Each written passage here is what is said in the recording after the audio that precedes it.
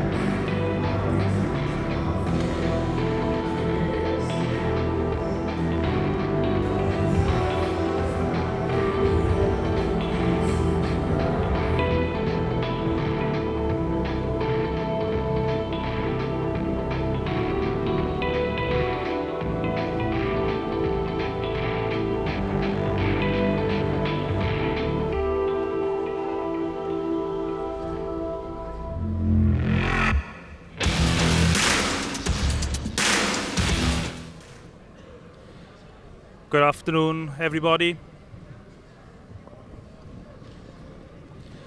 Good afternoon, everybody.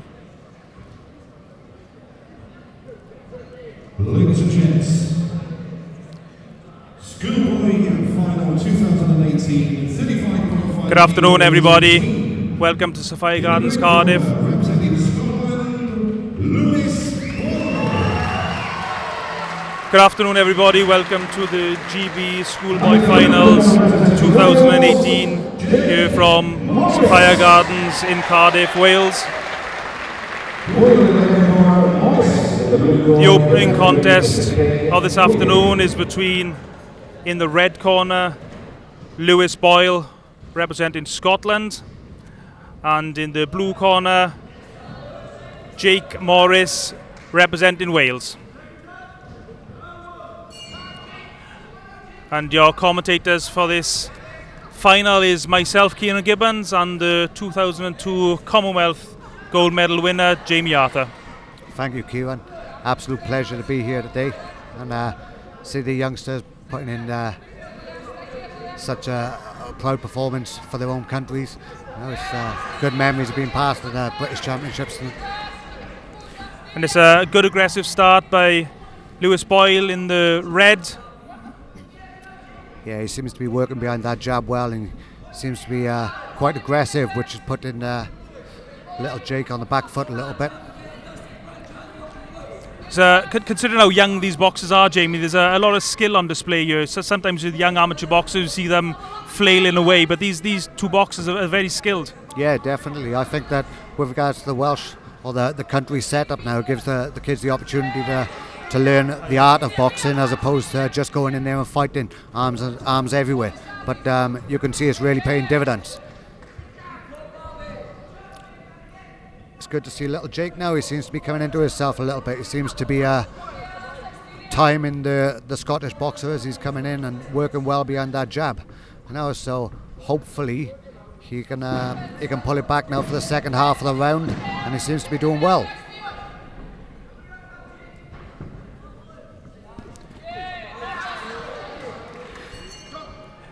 That's a very good first round, Jamie. It's going to be tricky to split them, but I think Lewis Boyle probably won that round, would you say? Yeah, I think personally for the first half of the round, the Scottish lad was doing really well. You know, he was more the aggressor, and then the Welsh lad then come into it in his own a little bit towards the end of the first round. Seemed to be picking him off on the way in. You know, so it is a little bit of a tough one to call, but I'd give it to the Scottish boxer. Just nipped the first, so unfortunately we went down. So what do you think Jake Morris needs to be doing to try and turn this contest around? Well, just at the end of that the second half of the first round, he was countering well on the way in, so I think that was working quite well. So he was being first and last, and that's what he needs to be doing to be able to pip the rounds. Also, as you can see with these young fighters, you know, as they start sometimes moving in the wrong direction, they're moving around to the left quite a lot. They need to try and change direction a little bit to off-put their opponent. You know? So here we go, round two of this 35.5 kilogram schoolboy final between Lewis Boyle in the red and Jake Morris in the blue. We feel here at ringside that Lewis Boyle probably won the first round. So it's up to Jake Morris to try and turn it around. As you can see with Lewis Boyle as well, he's got good head and body movement. He's never really too static and standing in one place. That makes a big difference. So again, I think he's just started the stronger, the more aggressor here. So the Welsh lad really has to put his foot on the gas to be able to try and to win this fight. Yeah, Jake Morris just throwing his shots a little bit out of range now. He seems to be a little bit going on the back foot, a little bit negative. I mean, I'd like to be too critical because these are schoolboy boxers, let's remember. That's a good exchange of action. Lewis Boyle starting to put the pressure on a little bit. Yeah. As you can see, when Jake Morrison's letting his hands go as soon as Lewis Boyle's coming into range, he's getting good success, but he needs to be doing this from the start of the round and not leaving it too late as he is now. So that could be his downfall with regards to this. Yeah, Morris is he's throwing good shots. He's just probably not been active enough, and he's actually hurt there. Boyle he managed to hurt Morris towards the end of that second round, and that's another very good round for the Scottish boxer Lewis Boyle. Yeah, I agree. Like I say, I just think that he's just done enough. He's coming out strong in the first half of the round. In this the last round, then the Welsh boxer was coming into himself a little bit, Jake, but he just seemed to be knocked back and then just put back on his back seat to be able to again just lose that round. But yeah, as you're watching Jake Morris now giving his final instructions to go for this third and final round. I mean, his corner man is probably telling him that he's behind. He needs to step it up. He needs to do something special in this third round. Yeah. And as it is amateur boxing, the way that the point scoring works, you can actually score a 10-8 round without actually scoring a knockdown. Yeah, of course. So I mean, it is possible. It is a big, massive ask for Jake Morris to turn this round. But let's see what happens. Round 3, here we go. Definitely. I'd like to see him come out now and just give it his all. It's his last round, big opportunity to try and win a gold medal in the British Championships. Huge. So here we go, round 3. Lewis in the red, Jake in the blue. The Schoolboy Championships up for grabs. As you were saying earlier, with regards to the skill levels, this is not just it's not a fight in a phone box. Great skills, great counter punches. They're working off well. The Scottish lad, he's moving his head really well. And that, as you can see, that's a testament with regards to the coaches and to the teams in themselves. You can see why they represent their countries. Yeah, head movement, slipping punches side to side is something you don't often see in amateur boxing, especially at this level. I mean, these are really young boxers. Yeah, definitely. Like I say, that just goes to show. Like I say, they're being taught from an early age how to be able to pendulum, I call it. It gives the opportunity to be able to counter well as well. And he seems to be boxing really well. Lewis does with regards to the movement. He's countering really well. Morris is having a bit of success landing good straight shots, but Boyle at the moment just seems to be able to shake them off and walk straight through them. They don't seem to be phasing him at all. No, definitely not. But again, he is getting countered on the way in, so like I said, even though probably it's going to be 3 rounds to the Scottish boxer, I'd say that personally that doesn't really tell the story of exactly how it is.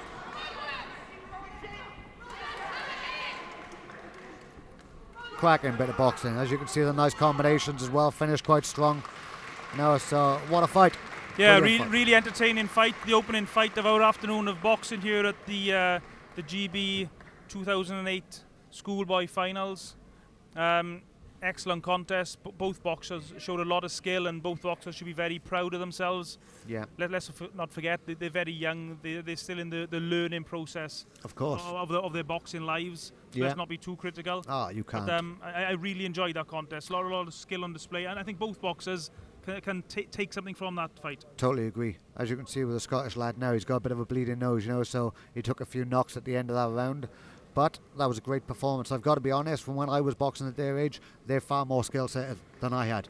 So you can see where boxing is evolving and is coming on. It's getting stronger and stronger. Ladies and gents, the 35.5 GB Schoolboy Champion for 2018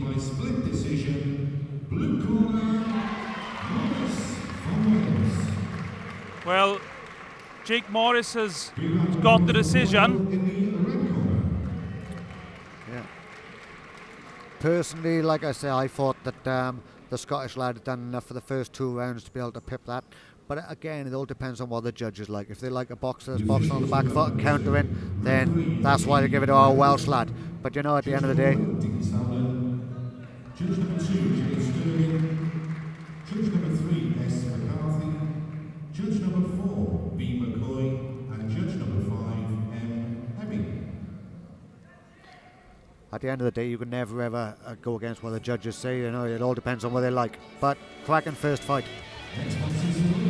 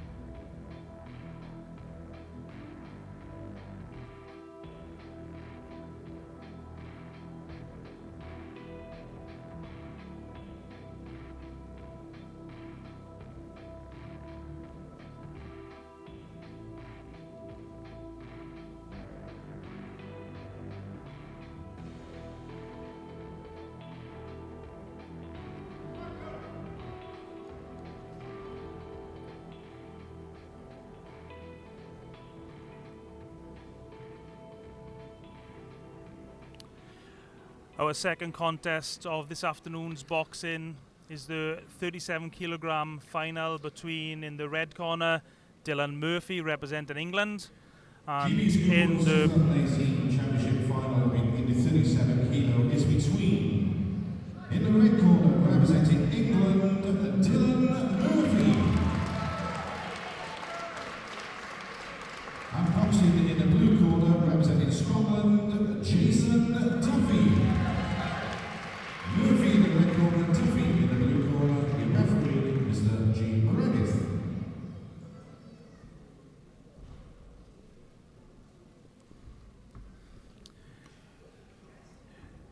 The 37 kilogram schoolboy final between, in the red corner, Dylan Murphy representing England, and in the blue corner, Jason Duffy representing Scotland. As you can see, Murphy's coming out. He's using that long, straight fender off jab in order to be able to keep that distance quite well. You know, it seems like he's got a good arm length as well. And like I say, he's just using his stature to be able to keep him in quite a strong position. Quite a nice boxer, actually. Yeah, Murphy's using some really good footwork here as well. He's already landed some really good solid shots. That was a good loop-in right hand to the body.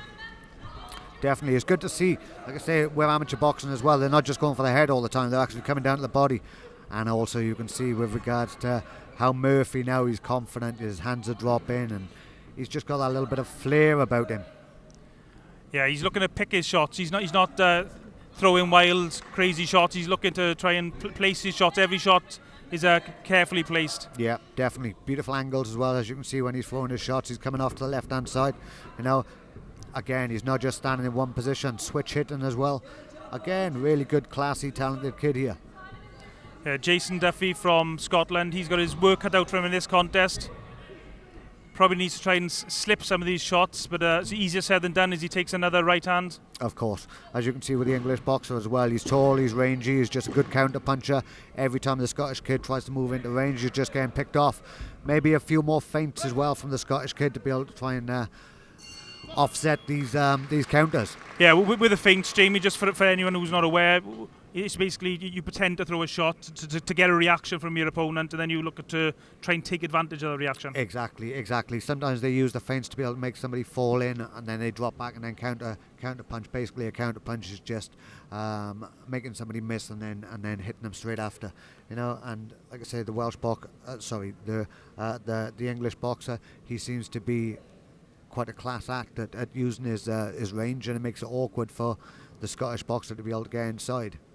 Yeah, Jason Duffy's got a tough task ahead of him. I think he like you said, he probably needs to try and throw a few feints to get a reaction out of Murphy then looked to counter. I believe so, yeah.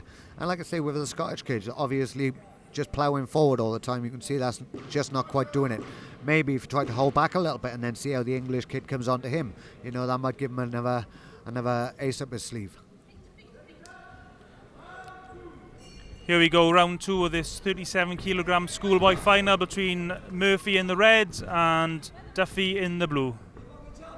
We feel here at ringside that Murphy had a very good first round, and Duffy's got a lot to do, and he's pushing forward. Duffy, to his credit, he's not been put off by the skills of Murphy, but he needs to have a good second round here, I feel. Definitely, and I think with regards to schoolboy boxing like this, the punches are not really going to hurt. So what they need to be doing with the Scottish lad now, he needs to keep his hands up a little bit and then move forward.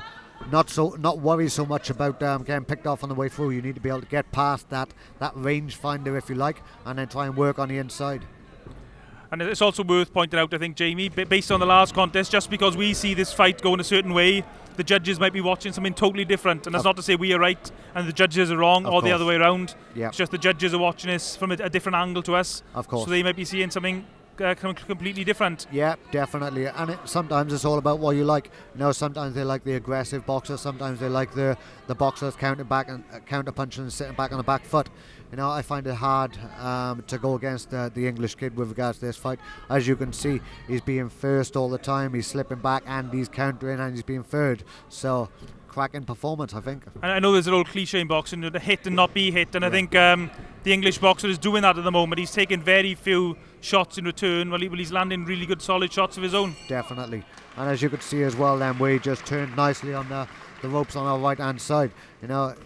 It slipped from side to side and then slipped underneath his hook as well. That just goes to show, is a great level of a young talent, and hopefully he can evolve and go on to bigger and better things. And what do you think Jason Duffy's corner are telling him now as they're sending him out to combat for the very final round of this GB Schoolboy Finals? Personally, what I've seen from the first 2 rounds, the way that he fights is just quite a strong pressure fighter, and he's going to be coming forward. I can't see them changing that much at all. What I think that he should be doing is just moving his head on the way in. If he's going to be trying to get close, hands up, move your head on the way in, get as close you can and work down to the body. Try and slow the English lad down a little. And of course, it's also very easier said than done, Jamie. These are very young boxers. They probably haven't been boxing for very long, and I'm amazed at the talent on display. It's such a good quality boxing from both boxers. Definitely, as I said, far superior to what I was boxing like at this age. So we're definitely getting better. And opponents like this, I can remember a boy that I boxed, Darren Haid. He was British champion at the time. He was tall, he was rangy, he was awkward to beat. Darren Edwards, another good kid who was exactly the same as this English kid. He just keeps you on the outside, and it's hard to be able to get close like that. So, you got to take your hat off to the Scottish kid. Like I say, he's boxing well, but he's just being, in my eyes, just out-pipped at every occasion. I think with Dylan Murphy as well, even though he's a boxer, he's on the back foot, his shots seem quite solid. They're not like a feather type shots. They're solid shots. Definitely. And they managed to bring Jason Duffy up and when they land. Yep, definitely. As you can see what he's doing, he's got a good judge of distance really, because he's putting himself on the front foot, giving the Scottish kid the opportunity to come in, and then he's working as he's coming into position. So like I said, we always look at it at being first and being third. You throw your first shots, you avoid, and then you counter again. And he seems to be perfected this art. As you can see, hands down, punches come from all different angles, so it's hard to be able to offset against that. Very, very good fighter for such a young age. And it must be a bit frustrating for Jason Duffy when his opponent has got his hands by his side and he just can't land a solid punch. Definitely, he's oozing confidence, and like I say, that just goes to show he's a good caliber fighter. I'd be interested to find out how many fights he actually had, because when you're boxing at that sort of ability, that's obviously come from being in environments like this and having good fights that you get the experience that you get better from. So another great performance. Yeah, excellent fight, that 37 kilogram schoolboy final between Dylan Murphy and Jason Duffy. Really good contest, a lot of skill on display.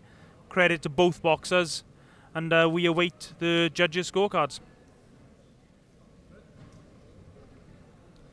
As the referee he's a signal in the boxers to him. So we'll let's see if the judges agree with myself and Jamie Arthur with the performance from Dylan Murphy. The winner of the GB Schools 2018 final, 37 kilos, by a unanimous decision, red corner, Murphy from England.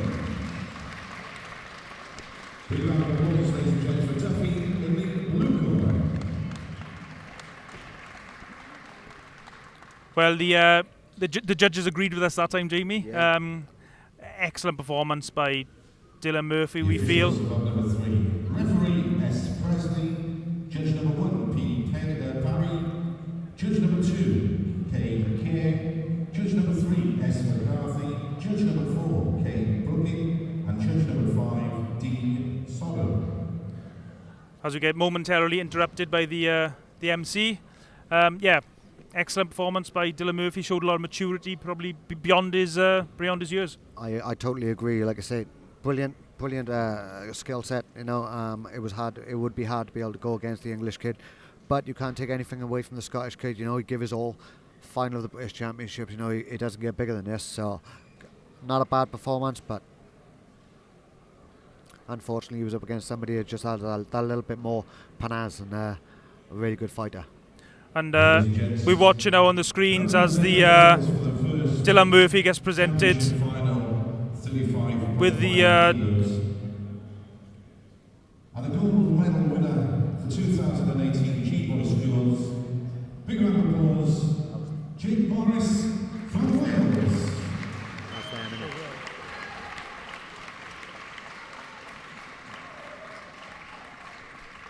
That's quite a feeling when you're getting the medal handed you on a podium. Presented today by President of the WABA, Mr. Tony Wynn.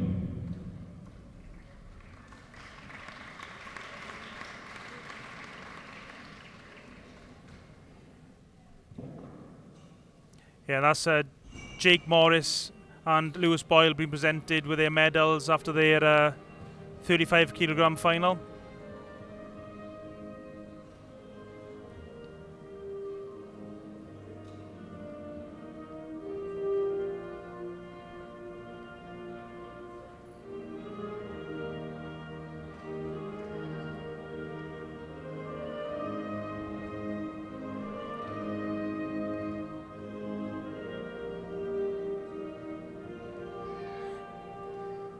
A very proud moment for Jake Morris, Jamie.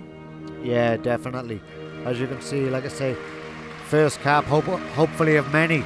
You know, it's all his friends and family here. He's worked tremendously hard to go for the Welsh Championships, obviously the British Championships as well now. So, for the hard work and effort that he put in, it's a really touching moment. So once again, ladies and gents, please give a big round of applause. Gold medal winner, GB Schools 2018, representing Wales, Jake Morris.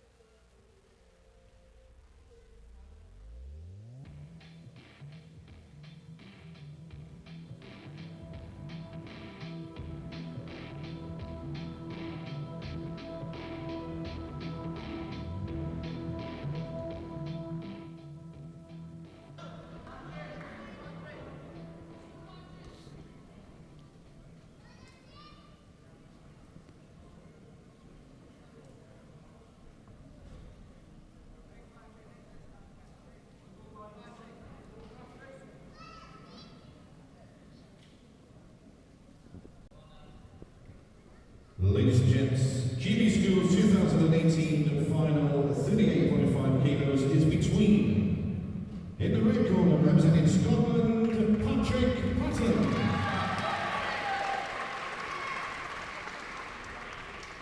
Boxing in the blue corner, representing England, Nelson Birchall. In the red corner, Birchall. In the blue corner, the referee, Mr. S. Presley.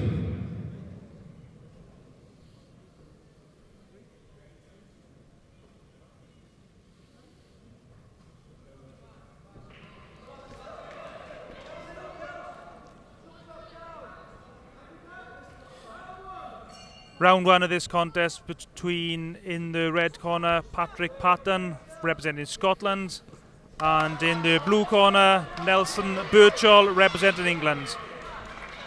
And they are contesting the 38.5 kilogram schoolboy finals. As you can see, it's a good display again from both boxers. You know, you've got the English boxer, more of a counter puncher. The Scottish boxer, even though he's that little bit taller, he's trying to come forward and make a fight of it. You know, so in a way, sometimes the style should be reversed a little bit, but I think we're going to have a little barnstormer here. Yeah, straight away, both boxers seem very eager to stand and trade. It's worth noting as well, the English boxer is a southpaw, which can sometimes give guys problems. This is really good action, Jamie, in first round. Definitely. You know, sometimes southpaws versus an orthodox, you know, it's probably more, 8-2 orthodox to southpaw boxers, you know. So here's where you can see now with regards to schooling how the Scottish boxer is going to be able to adapt to boxing the southpaw. What he needs to be doing is moving around to his left and working off a straight right left hook, you know. But if he's falling on the inside, the Scottish boxer or the English boxer is going to get his foot on the outside and he'll be in total control. And I don't know if you can pick it up on your TV screens. There's a massive noise here behind us. Both these boxers have got a massive amount of support here in Sophia Gardens here in Cardiff. Yeah, definitely. It's good to have the support. Like I say, that when a fight becomes hard, and I think this fight could become hard because it seems like they're both throwing a lot of shots. I think that could be the difference between really being a little bit tired in the round and pulling through and just pulling away at the end. So. We'll see how the third man in the corner helps. And am I right in saying, Jamie, that the usual shot or the textbook shot to use against the southpaw is usually the straight right hand and left hooks? Yeah, definitely. Get your left foot on the outside of the southpaw boxer's lead hand, straight right left hook or left hook right hand. What you need to be doing, whether you're southpaw or orthodox, is having one foot on the outside of the lead hand. That'll put you in a better position to be able to move you on to their backhand. That's exactly where we need to be. Yeah, as we get ready for round two of this 38.5 kilogram schoolboy final, it was an excellent first round. Very difficult to split. I'm not quite sure who would win that round. Definitely, that could have been an even round. But I'm not quite sure they score even rounds in amateur boxing. So unfortunately, the judges have to pick a winner. I'm not envious of them, but again, straight back down to action, and the Scottish boxer's getting forced back, and the referee now jumps in, and he's administrating a standing count. You could see the Scottish fighter, Patton, is getting his head snapped back from that vicious assault from Nelson Birchall. Yeah, definitely. Like I say, he just come out with a little bit of fire in his belly this time. Seems to understand exactly what he's got to do against this Scottish kid in order to be able to possibly force the stoppage. And Patton is he's trying to fight fire with fire. He's not grabbing hold. He's not running away or moving. He's just standing there trading punch for punch. Yeah. What an exciting fight, and what commitment from both these schoolboy fighters. Definitely. As I said in the first round, with the Scottish boxer being a little bit taller, he would normally be the one that's on the back foot, you know, and then the English boxer was trying to hold off a little bit. With this round now, he's come out a little bit more aggressive. Personally, I think he's just pipped the first half of the round and his confidence is oozing a little bit. We'll see how his fitness levels last, though. Yeah, Patrick Patton, since the standing count, he's been putting loads of pressure on the English fighter, and he's actually pushing the English boxer back as we draw down towards the end of this round. Yeah, definitely. English boxer then trying to work a lot of good uppercuts on the inside. Perfect shot against this Scottish kid because he's leaning forward with his head. Wow, what an action of a round of action there, Jamie. Yeah, but both boxers at the moment, of course, there was a standing count. scored by Birchall, but Patrick Patton, he just came firing back. He wasn't perturbed at all by that standing count. Not at all. I think that he'd realised that he had a little bit of work to do. Yeah, we've had some great fights today, Jamie, but I think this is probably so far the fight of the Fight of the afternoon. Fight of the afternoon, yeah, definitely. With regards to they're both coming out there putting it all on the line, that's exactly what you want to see about amateur boxing. You know, this is what gets the crowd excited. This is why more people will come to watch amateur boxing. It's all about everybody putting everything on the line and giving all they've got. And so it's worth reminding everyone, these guys are amateur boxers in the purest sense. These guys don't get paid one single penny. They're just in this boxing ring because they love boxing. They're fighting for their families, their countries, their boxing gyms, and that's what it's all about. Definitely. And a lot of the coaches as well, you know, the amount of work that they put in as well. Most of them got full-time jobs, and then they're coaching these kids in the evenings, you know, so it's a huge commitment. They really need to have their hat tipped for the coaches and all the helpers and supporters. So third and final round of this contest between Patrick Patton in the red and Nelson Birchall in the blue. A really good contest, and we feel it's all to fight for. It's the Scottish fighter now who seems to be on the taking control of the contest. Yeah, I think as we said with the second round, with the English kid, that he was coming out and he was pushing the pace and he was pushing the Scottish fighter back. That's what he needs to be doing again now. He doesn't need to be sitting back. You know, if he does sit back, the Scottish boxer has got a little bit longer range. Maybe he could pick up on that, you know, with the aggression. But again, it's so close to call. It's a hard one. Birchall's trying to time counter punches, but Patton's just been so aggressive. He just moving inside and slipping the shots. Yeah, definitely. Pulled apart there. Now, what he needs to be doing now, let's pick up the pace again now. Let's just jump back in, let those shots go. Again, last 30 seconds. Here's where you need to really catch a judge's eye. Again, for the aggression, maybe the Scottish kid could get this. You know, even though it was the English kid won that second round by pure aggression. It all depends on what the judges like. Wow, what a contest. Massive credit to both fighters.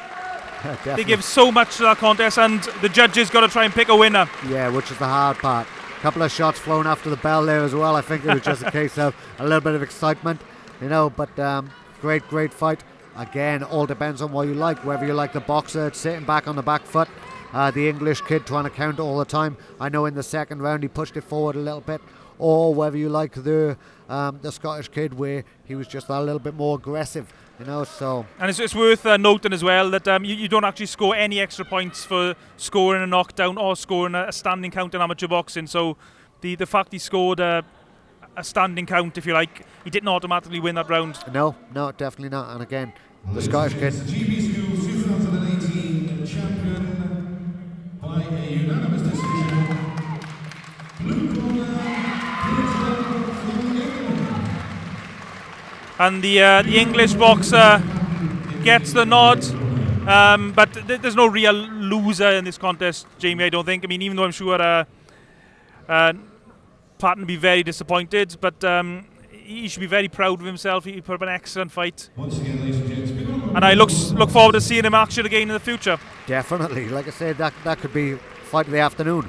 Definitely so far. You know, obviously we got a long way to go, but both kids want to be really proud of their performance, the coaches and all the work that they've put in. Medal presentation for the second round of the medals to be presented by the Vice Chairman of the Board of the Directors, Mr. Alan Bennett.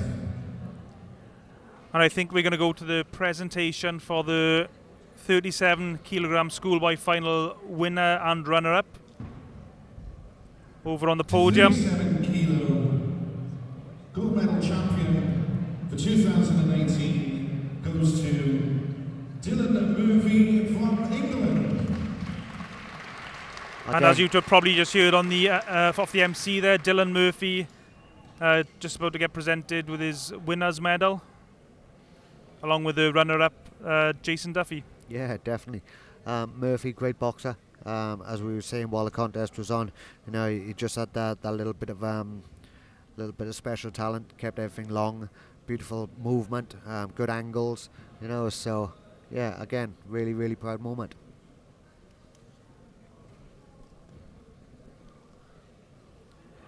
And this will probably be a a moment they'll probably remember for the rest of their boxing lives, however long they decide to box, because this is probably the first big moment of their boxing careers. Obviously, they won their national championships, whether it be the English, the Scottish, the Welsh. Now, this is the best of British. Yeah, definitely. And again, you know, with Welsh boxing, we're a smaller nation. No, but then Interrupted by the national anthems there, Jamie. when you've got the English and Scottish teams, you know, there's a lot more kids within their nation, you know, so it's a lot harder to be able to get to the finals and obviously win their national championships.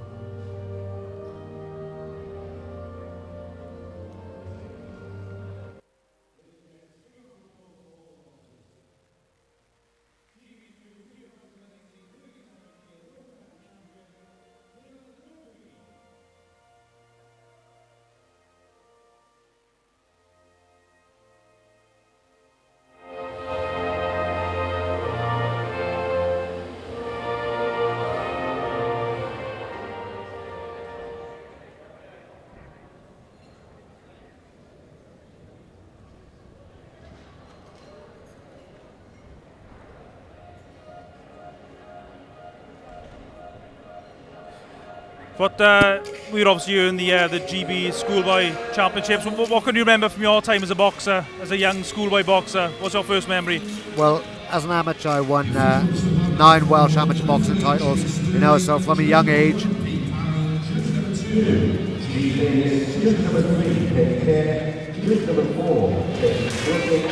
And judge number 5, Dean Southern.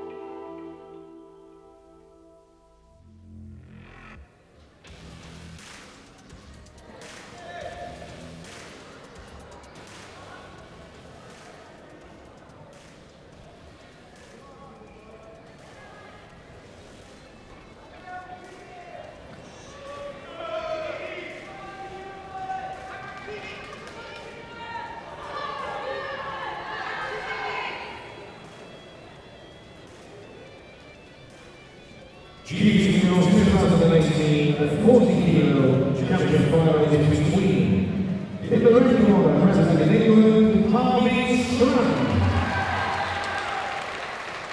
And boxing in the blue corner, representing Wales, Kieran James. Strand in the red corner, James in the blue corner, your referee is James Sterling.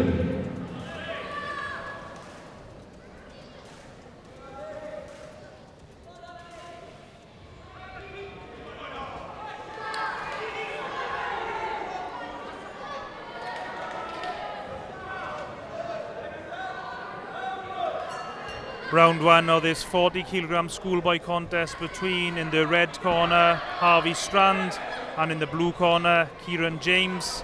James representing Wales and Strand representing England. Yeah. I noticed James then, when he was stood in the corner, he was stood in an orthodox stance and then come straight out of the corner then in a southpaw stance.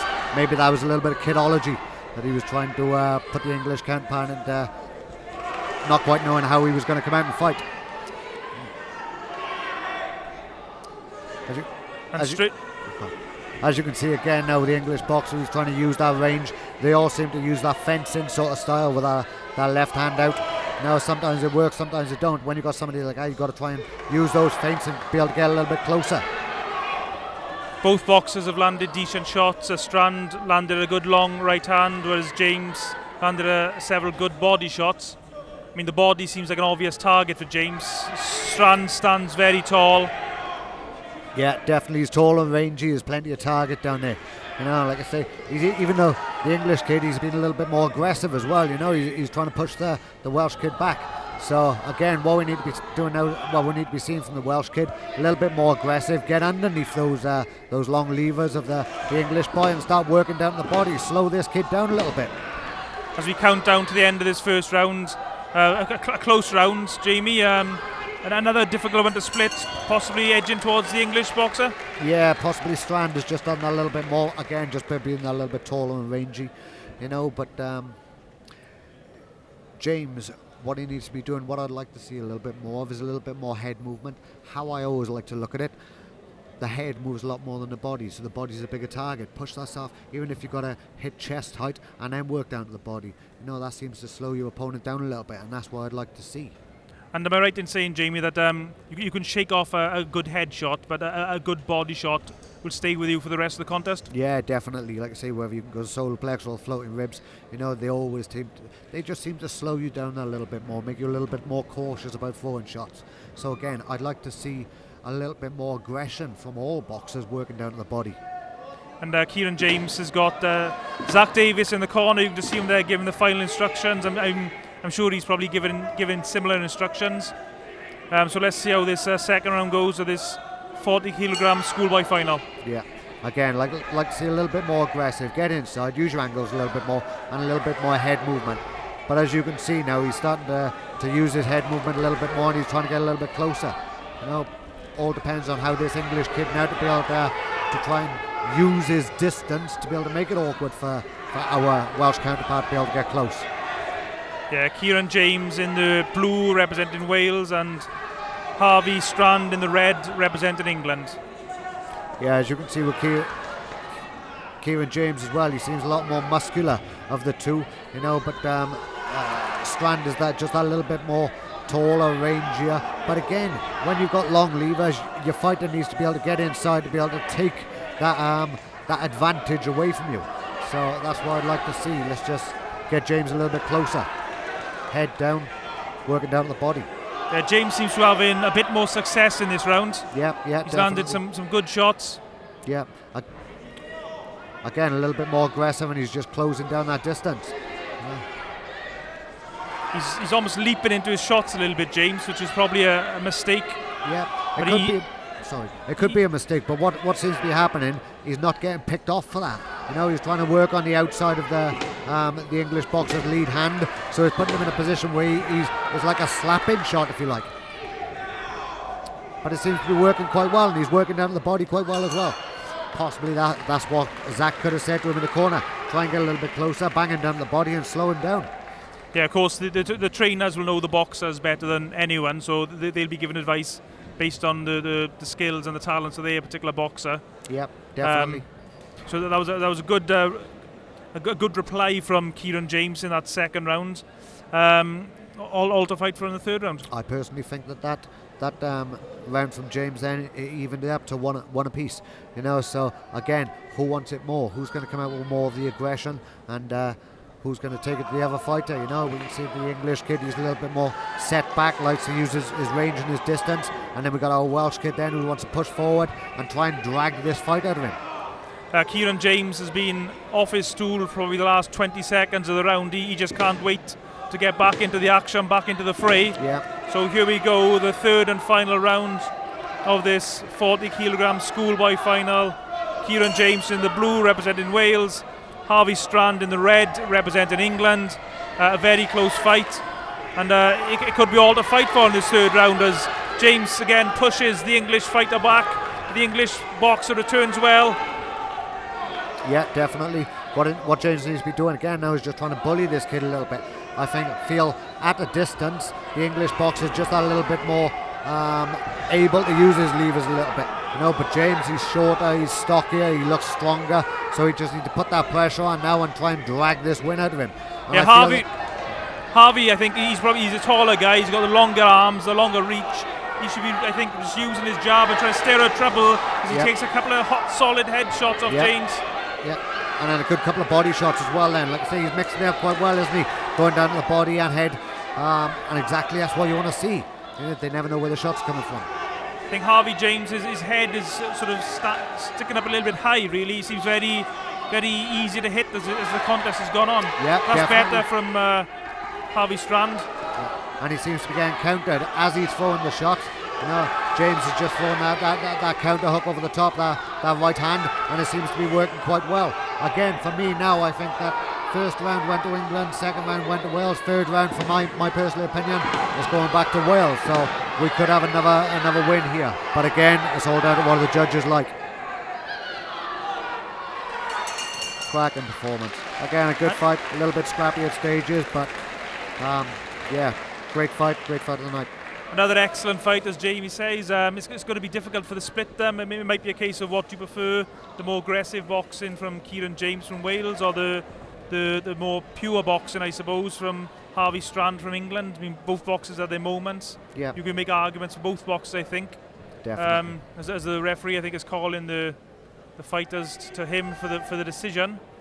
It's a really high standard of boxing we've seen this afternoon, and that was another really, really good fight. Of course, it's always hard to be able to split guys like this, you know, because the work rate's so good. They throw so many punches. 2018 champion by a split decision, 3-2. Red corner, Strand from England. Leon Paul James in the blue corner. And obviously the judges preferred the work of Harvey Strand from England, as he acknowledges the crowd there with bows to the foreside. A really good contest. I mean, I'd love to see that rematch, Jamie. Yeah, definitely. Again, you know, there were so many punches thrown there. It's hard to be able to split them. And as you said, it's all down to what the judges like. You know, you can't take anything away from either boxer there, and you can't be disappointed. Unfortunately, our Welsh kid didn't get it, but you know, that's amateur boxing. All depends on what the judges like. Great fight, and they want to both hold their head up high. Yeah, excellent. Like an excellent afternoon of boxing so far. I mean, we've had four contests so far. They've all been really top standard.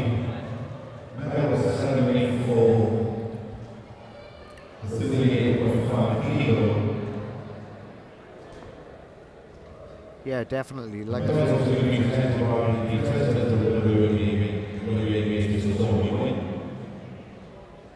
and the GGC Rules 2018 World Champion,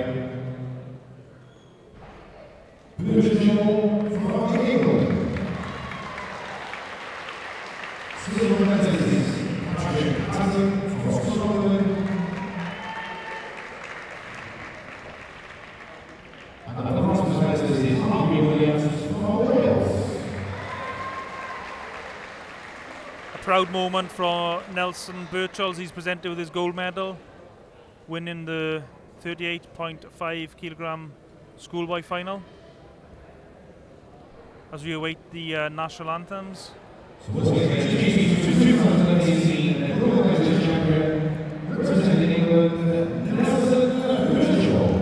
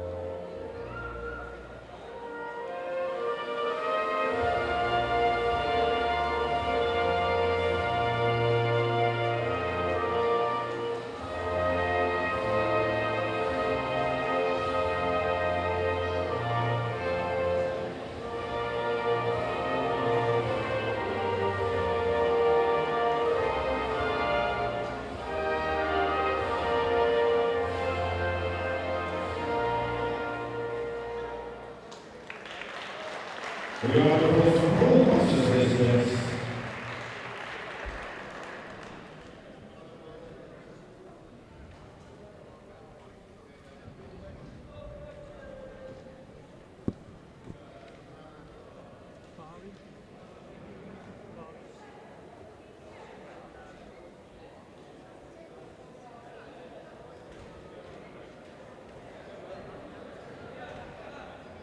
Next boxers to the ring, please.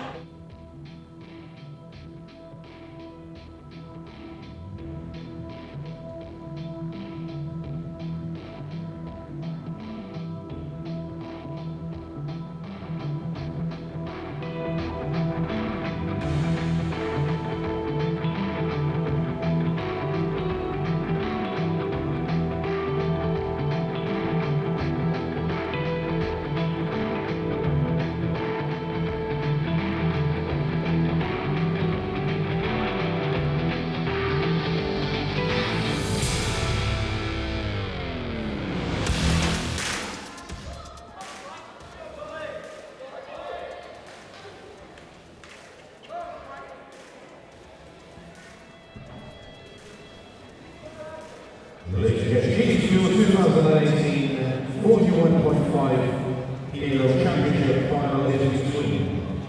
In the ring corner representing England, Frank Verri. Next in the blue corner representing Scotland, William Williamson. Then in the red corner, Williamson in the blue corner. Your referee is G. Davis.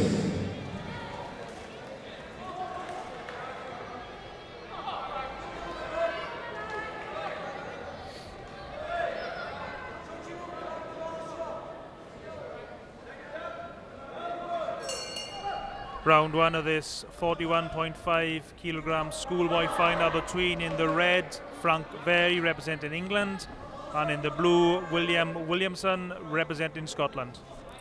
Yeah, it seems like the tempers were running quite high with regards to, I don't know whether these are boxed before or just a little bit excited for the whole situation, you know, but they look like they're both coming out there, they're letting their hands go early on, and that's exactly what we want to see.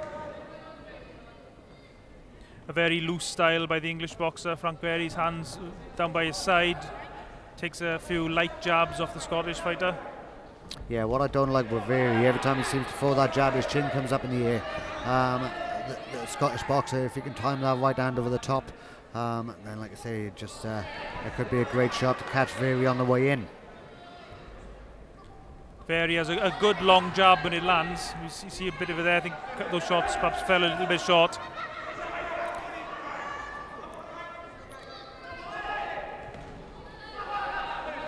Again, what I'd like to see with Williamson is just pushing forward a little bit more now. A lot of these English boxers, they like to stay on the outside and use their range, try and counter on the way in. I feel that the best way to counteract that is hands up, head down, moving forward, and then just letting your shots go on the way in. Stop them being so flash.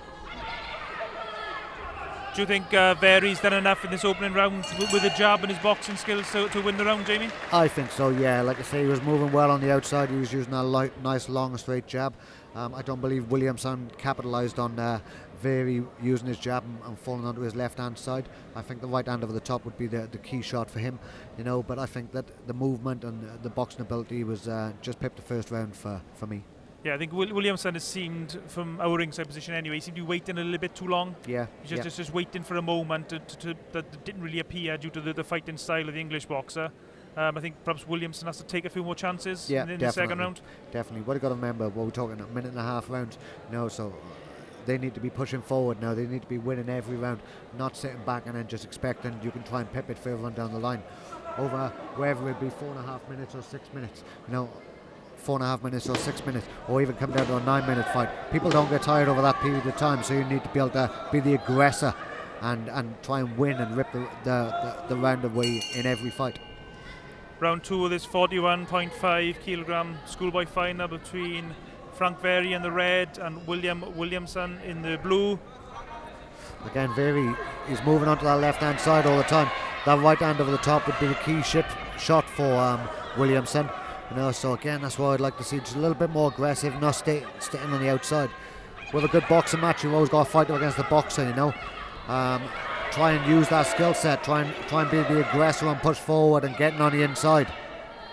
Frank Verri, if anything, has been a little bit more aggressive this round as well. I think his coach has probably said to try and do a little bit more to make the rounds more secure. Yeah. You never know what the judges are looking at. Not at all. I mean, if you can win the round clearly, you're better off winning it clearly. Definitely. And what I like with Verri as well, he likes to be first. As you can see, he's got plenty of movement side to side, but then he's being the first one that's leading off with that stiff jab through the centre. You know, so he's always dictating the pace.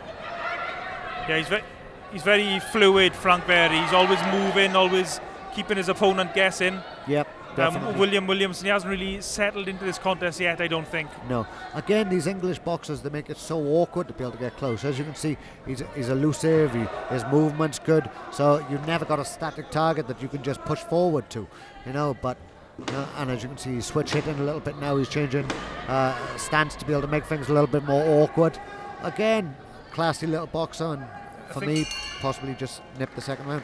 I think it's the old cliche, make them miss and make them pay, innit? And I think Frank Verri, he's doing that at the moment. I mean, he's landing, I think, the most shots, it seems. William Williamson, he's trying his heart out. He's giving everything he's got, but he just doesn't seem to be able to get going in this contest. No, definitely not. Like I say, he's using his footwork nice. He's changing direction, never a static target, and always working behind that long, rangy jab. As we can see, Frank Berry there just getting his last minute instructions from his corner man. I'm sure he was just telling him to keep doing what you're doing. Don't make any silly mistakes, but try and win the third round, because you never know what the judges are looking at. Yep. You've already had a few surprises tonight. Yeah. This afternoon, I should say. Yeah. So here we go, the third and final round, the 41.5 kilogram schoolboy final. Frank Berry in the red, William Williamson in the blue. Nice little counter then with that dip right hand. No, what I like about Berry, it doesn't just seem that he can box on the outside and move. He also seems that he can throw shots and he's willing to get in and have a fight as well. Against the smaller opponents, sometimes that might be the wrong sort of tactic. But I guess we'll see in a second now. Yeah, he timed a really good shot, Frank Berry, right at the start of the round. Yeah. I think William Williamson now, he just needs to bite down on the gum shield and just throw the kitchen sink at Frank Berry, because I think he's probably lost the first 2 rounds. Yeah, definitely. He seems to mix it up quite well. He's sticking that jab out for the centre, and then he'll cross it across down with a left hook right hand, which is catching Williamson quite clean down the centre quite often. So it's a little bit awkward whenever you got a rangy fighter like that and the shots are not coming down to the traditional route. Beautiful little counter again now with that right hand. Of course, it's a lot easier to say throw your shots, but of course every time Williamson does let his hands go, he gets hit by counter shots. Yeah, definitely. Again, he's just not, as you can see now, Very when Williamson's inside and trying to work down at the body, Very's fine body shots in himself. That's a perfect tactic. He seems to be a good fighter that can not only box on the back foot and at range, but also inside. He's quite happy to come down to the body and work on the inside of Williamson's guard as well. So again, good performance. For me personally, I think that Very has done enough to win that contest. Yeah, I think so, but credit to both boxers. I mean, they both put a tremendous effort in there. I just don't think it was Williamson's afternoon. No. He just didn't seem to be able to get going. I mean, Frank Berry had a very tricky style. I think he'd probably make a lot of boxers look a little bit ordinary, which I'm sure William Williamson is not. I mean, he's his national champion, so he's obviously a very good boxer, but Frank Berry, a very tricky style. Yeah, definitely. And again, they may not have had that many contests. Whenever you're... Schoolgirl 2018 gold medal champion by a unanimous decision, red corner, really representing England. Big round of applause, ladies and gents. Silver medalist William Williamson from Scotland.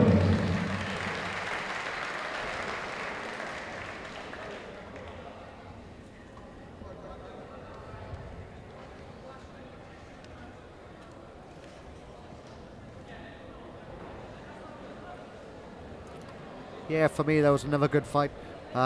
Again, it's like the bull versus matador, isn't it? You had Williamson, who's like the bull and just trying to keep pushing forward, and then you have Williamson then boxing on the back foot. And again,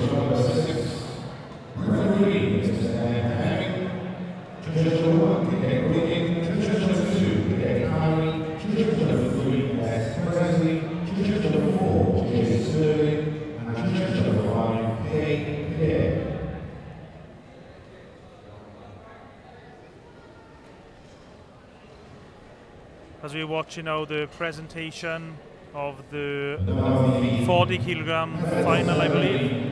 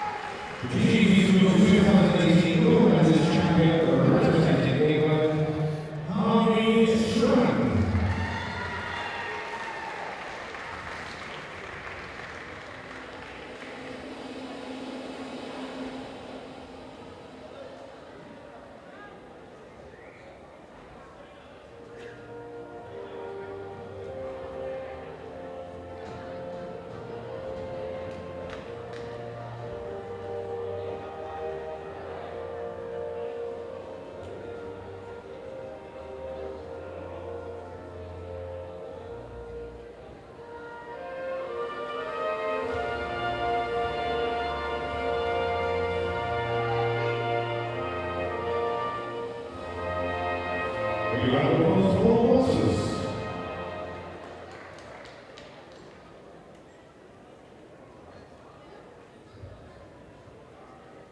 Next boxers to the ring, please.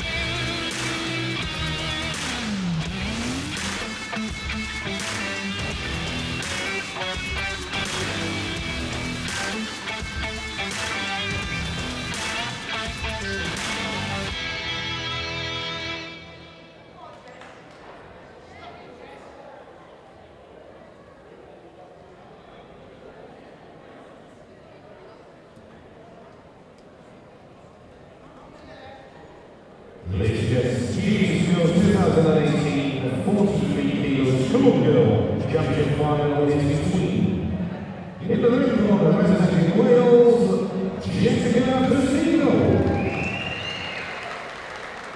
Boxing in the blue corner representing Scotland, Madison Clarkson.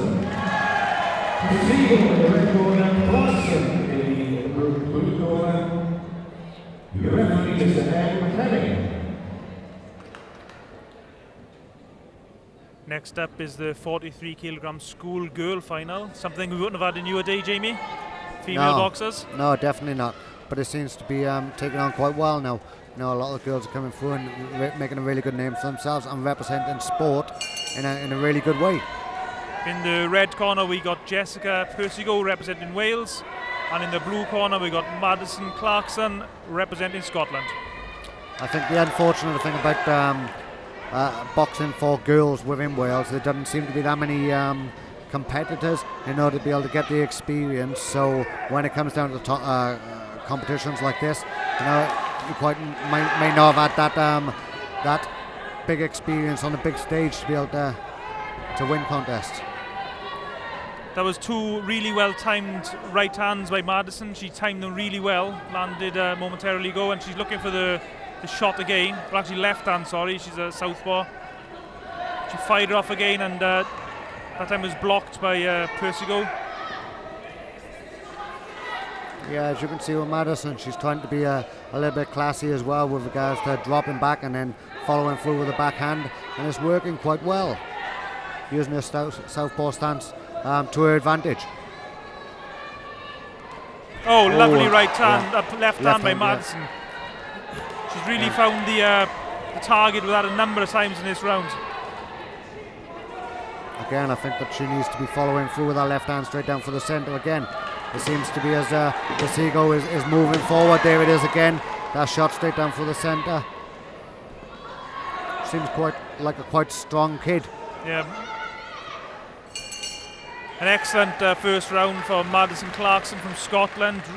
Landed a number of good backhands from her southpaw stance.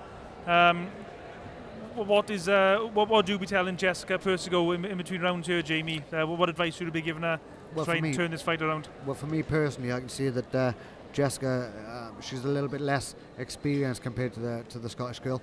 You know, so the Scottish girl's just able to be able to time it a little bit more, possibly had that little bit more ring experience. You know, but Jessica now what she needs to do again, because she's southpaw, keep moving. The Scottish girl's southpaw, keep moving around to her left and trying to fire that straight right hand down for the centre and the left hook over the top, and then slip off to the left hand side. You know, but drop her chin a little bit more, because the Scottish girl's southpaw left is coming straight down for the centre, and that seems to be what's catching her. But again, with the lack of experience, I think she's done really well in that first round.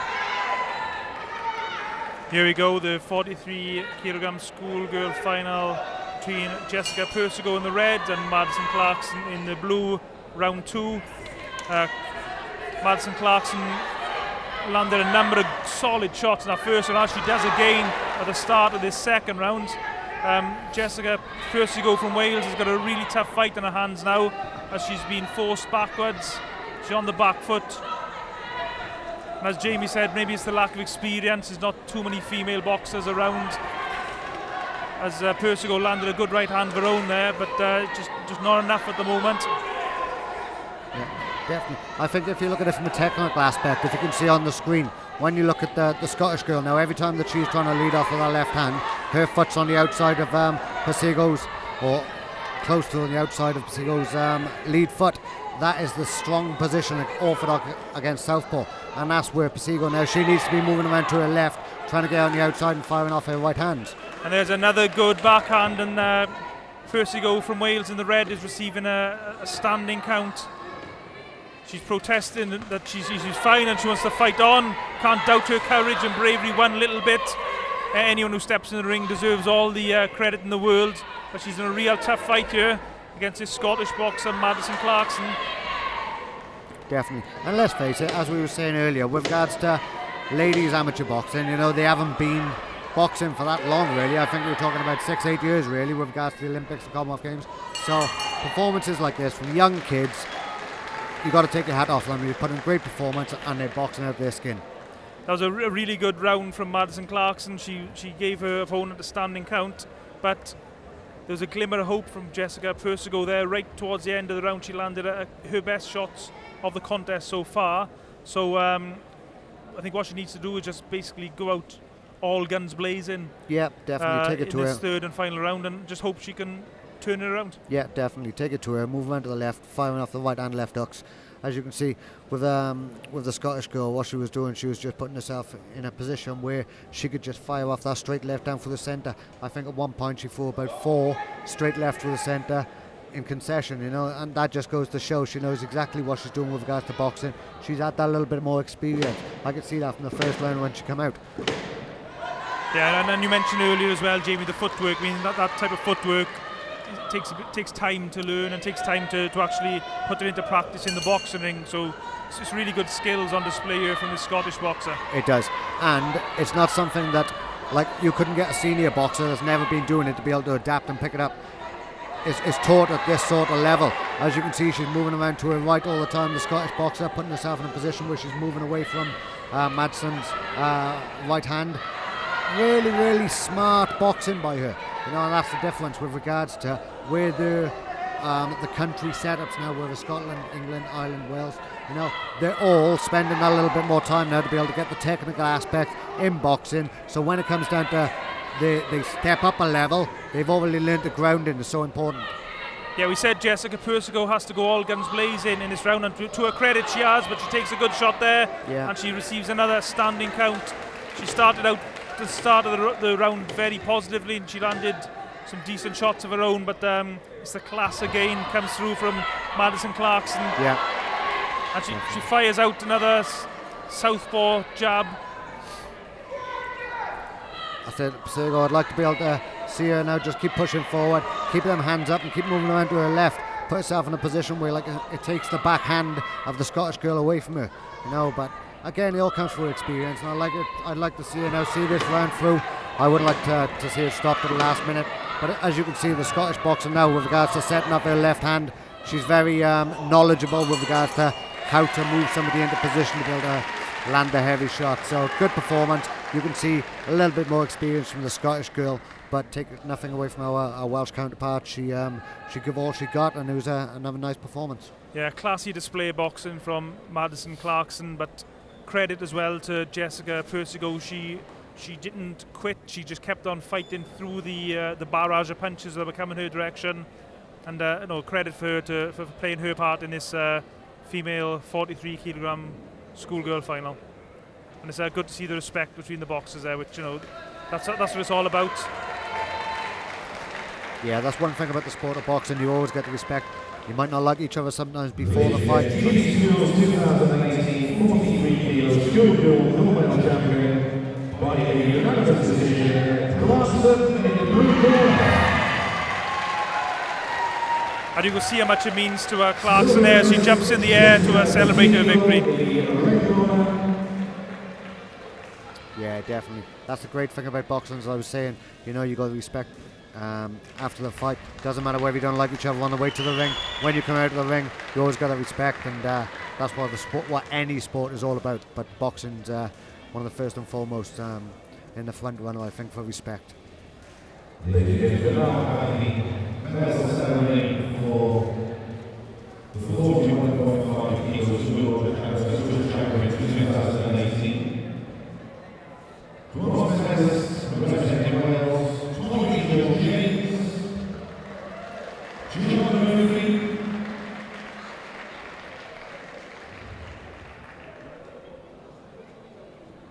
silver medalist William Williamson representing Scotland,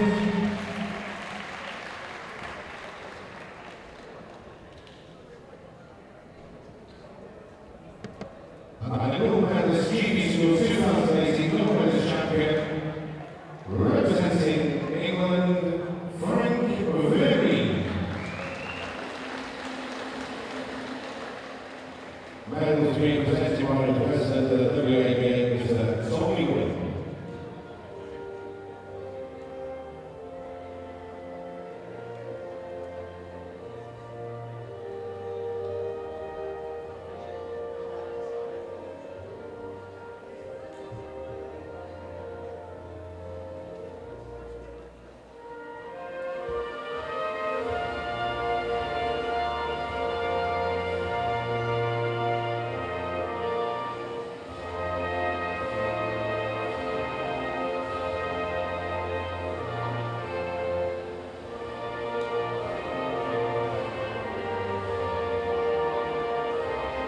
Ladies and gentlemen, GB School 2018 gold medalist champion representing England, Frank Very.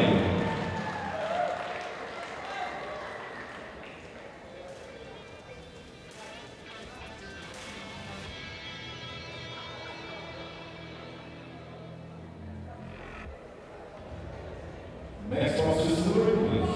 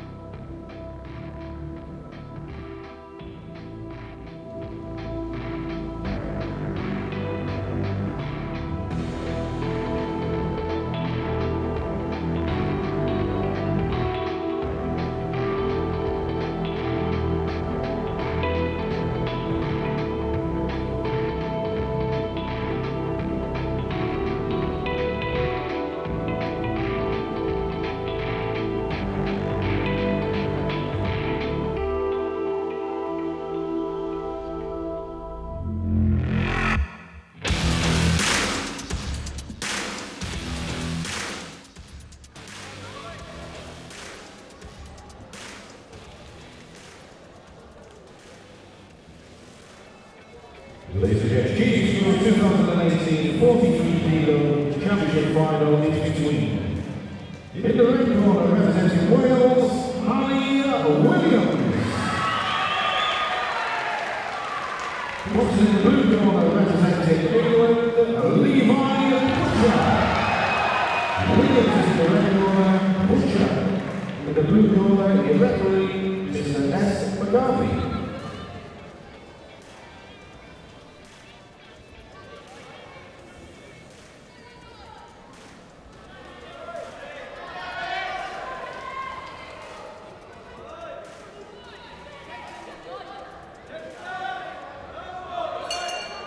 Round one of this 43 kilogram GB Schoolboy final between, in the red, Harry Williams from Wales, and in the blue, Levi Butcher from England. That was a good right hand by Harry Williams. Yeah, definitely. As you can see again, now we've got the English boxers again boxing on the outside, trying to keep everything nice and long. So the Welsh boy now, he has everything to be able to get close. I've noticed, Jamie, throughout this tournament, the opening contest, that all the English boxers are boxing very similar style. They're all very tall, very rangy, and it appears that Levi Butcher is very similar, boxing the same sort of loose, long style as he lands a good couple of shots. Yeah, totally agree.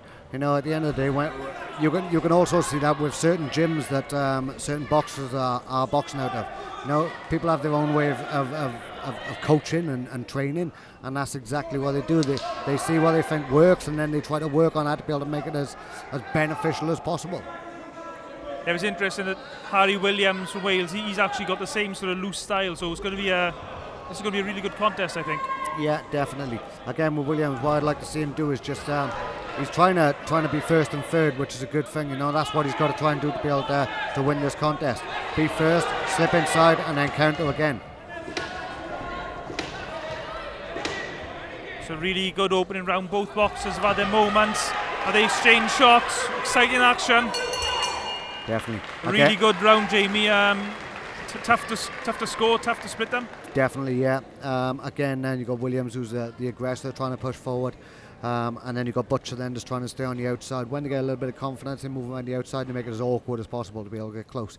That's the name of the game, as you've said, hit without being hit. As we can see, Harry Williams from Wales there, again his instructions of his cornerman.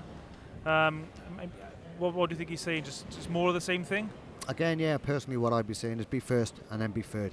For your shots, you know that he's going to try and counter you, slip inside and then counter and then move out. That's the way to try and beat any opponent. Easier said than done, of course, but you know, at the end of the day, they're skilled enough guys now. You can see the skill set that these kids have when they come in through, so that's exactly what they need to be working on. Be first and third.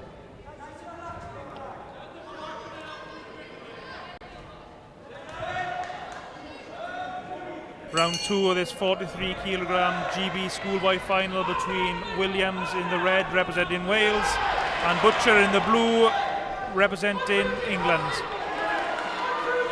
Excellent. And they're both mixing it up quite well, you know, they're going from straights to hooks. The class of boxing today has been brilliant.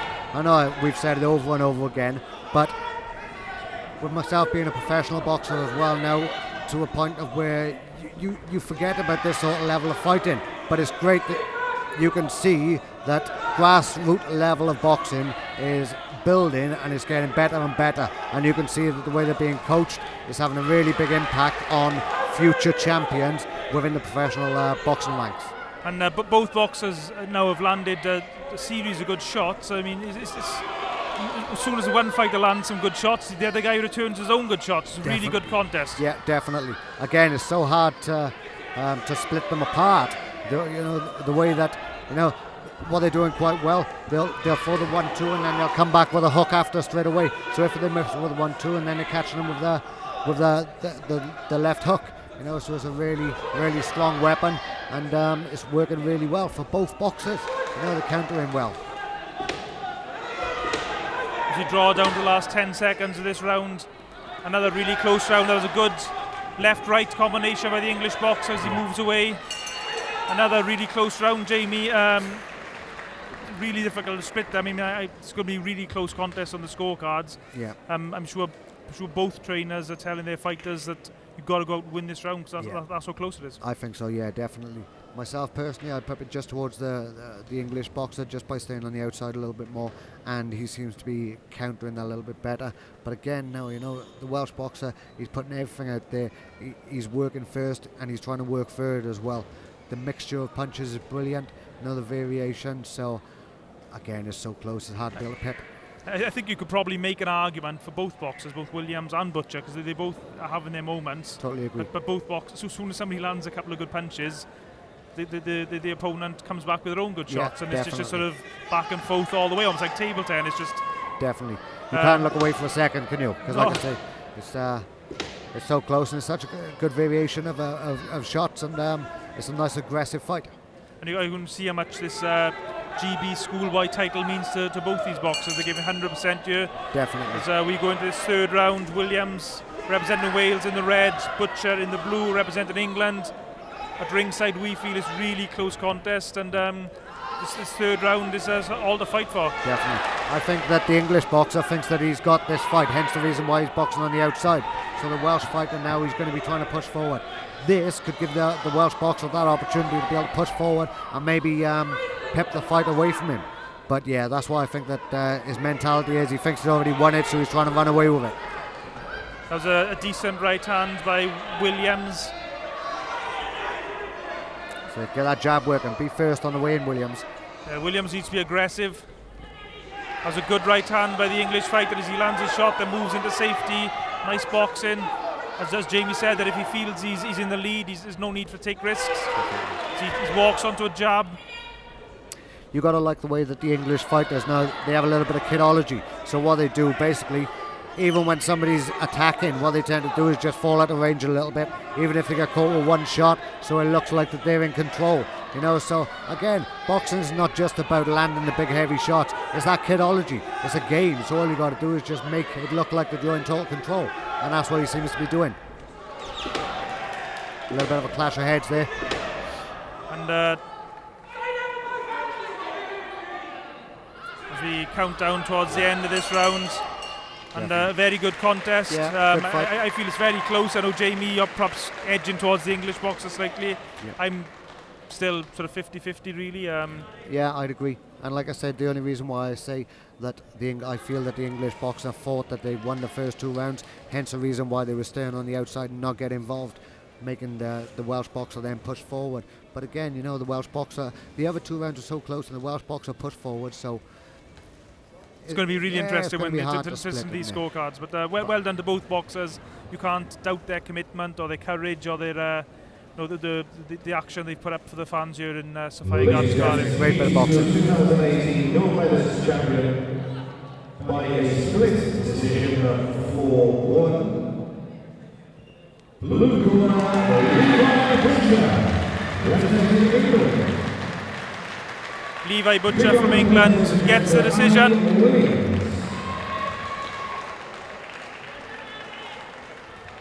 But the fact it was a split decision sort of tells us how close the contest was. Maybe just Levi Butcher's just slightly tidier work winning the contest. Yeah, definitely. And as I was saying, they've got that kidology. You know, they make you feel that they're doing something more than they are. Possibly that's just what won him the fight. The way he was boxing in that last round, Williams was still pushing forward and he was still trying to drag the win away. So a split decision was fair. You couldn't argue either way. I think they both put in a great performance and done themselves proud. Medal ceremony for the 43 kilo Schoolgirl.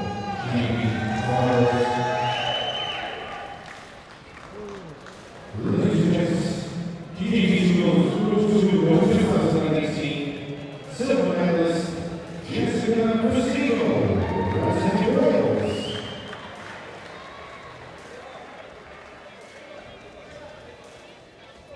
Schoolgirl 2018 gold medalist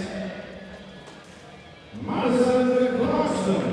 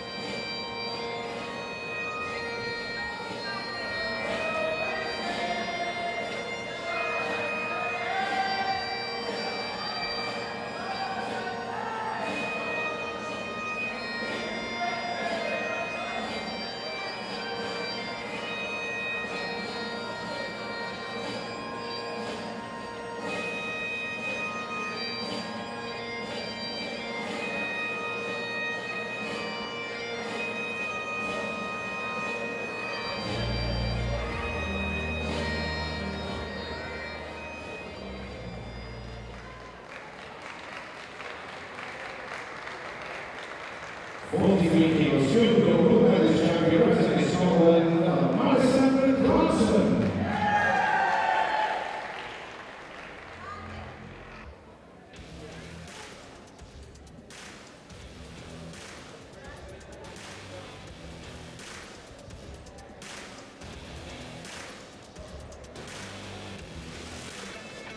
Next officer, please.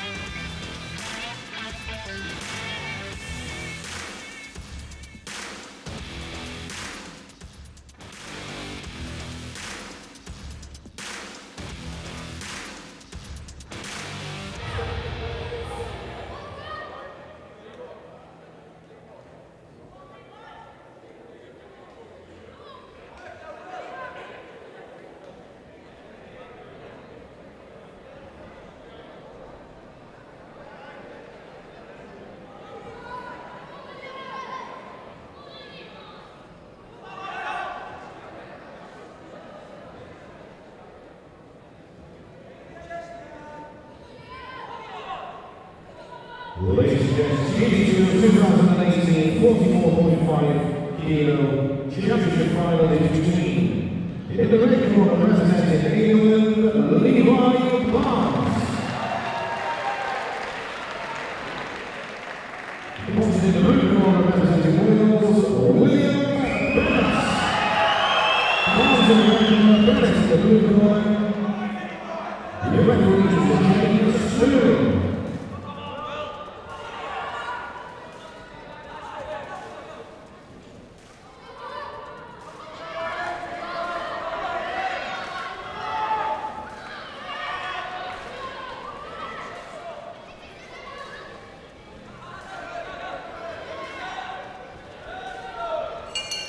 Round one of this 44.5 GB Schoolboy final between Levi Barnes in the red and William Bennett in the blue.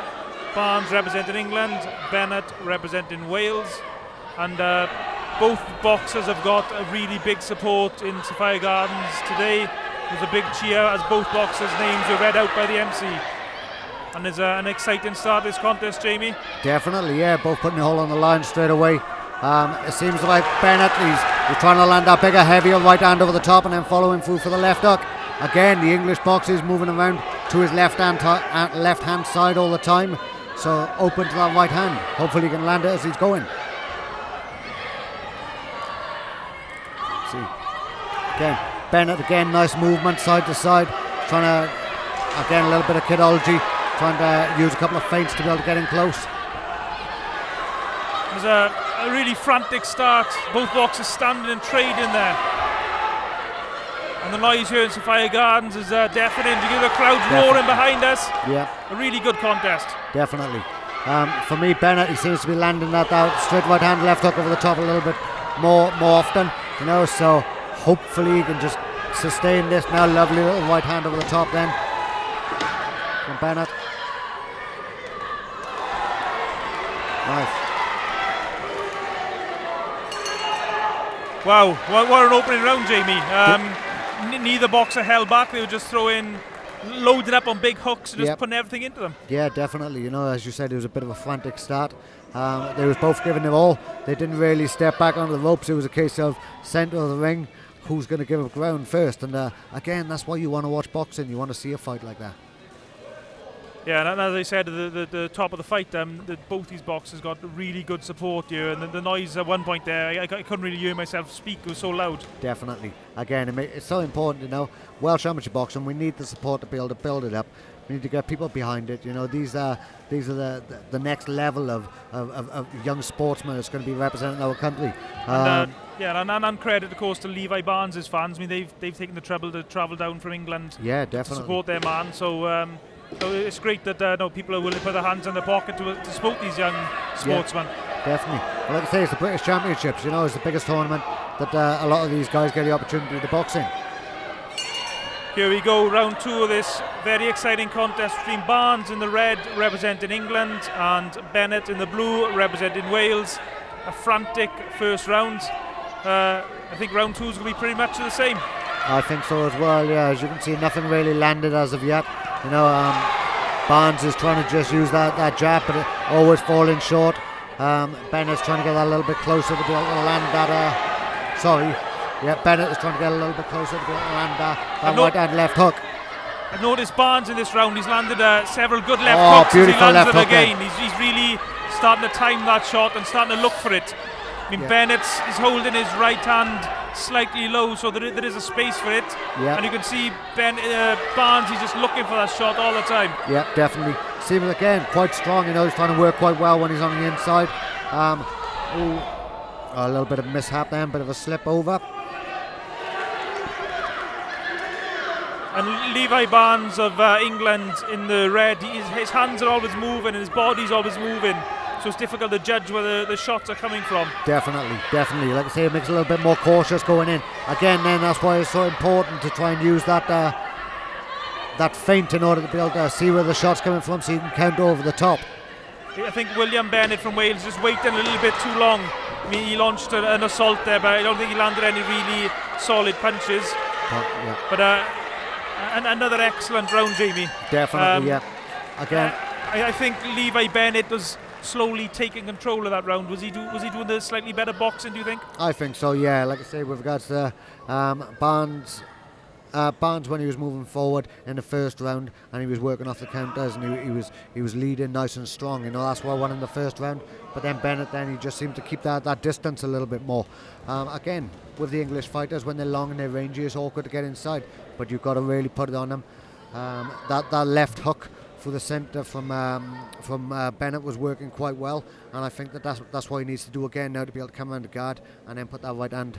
Barnes, the English boxer you referred to, Jamie. No, Bennett, he was working off that left hook. It was working quite well, and then he was following through with the right hand. That's the key punches I think that he needs to be leading off with in order to be able to try and slow Barnes down. So this third and final round of this excellent 44 kilogram final between Barnes in the red and Bennett in the blue, all to fight for. It's going to be very close. Yeah, I think we possibly go one apiece. Well, for myself, you know, so it could be all down to this last round now. Again, who wants it more? Let's put it in there, put it all on the line. And I mean, whoever wins this contest, you can't question the dedication and commitment of these two young men. Definitely so much effort and so much put into this contest. So they fire away again, toe-to-toe action. Yeah. Brilliant stuff. Definitely. And Bennett now is starting to land a few shots. They both want to be first and last, you know, they're going to do everything that they can to be able to run away with the points. But every contest has been the same, hasn't it? There's not been one shutout contest today where anybody's been overawed. William Bennett from Wales in the blue, he's having success in this round. Lovely That's another shot good again. right hand, twisted the head of Levi Barnes. Again, plenty of movement, a little bit of kidology, trying to put off where the shots are coming from. Last 30 seconds, and they're all going to give it all they've got now. Both boxers standing centre of the ring, waiting for a moment. Levi Barnes of England, he's actually switching from southpaw to orthodox. Yes, another nice right hand. I don't necessarily think that's a good thing for a lot of boxers, No. but it might work for him, we'll see. If they can do it, it's a good tool to be able to use, but it's an awkward skill to be able to master. As the clock ticks down for the end of this contest. Excellent. What an excellent fight, and well, both boxers raise their arms. Yeah. Both boxers think they have won, but unfortunately for them, it's only the judges who are going to pick the winner. Of course, yeah. No matter what we say here, you know, our opinion means nothing really. Personally, I think that Barnes was just finishing off that a little bit stronger towards the end. He was working more on the outside. Bennett should have just been pushing forward in the last 30 seconds, and I think that could have won him the fight. You know, but it was such a close fight. Whichever way it goes, you can't argue either way.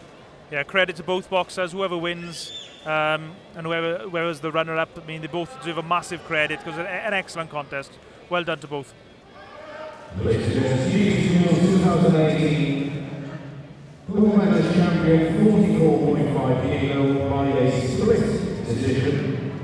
3-2 goes to in the red corner, representing England.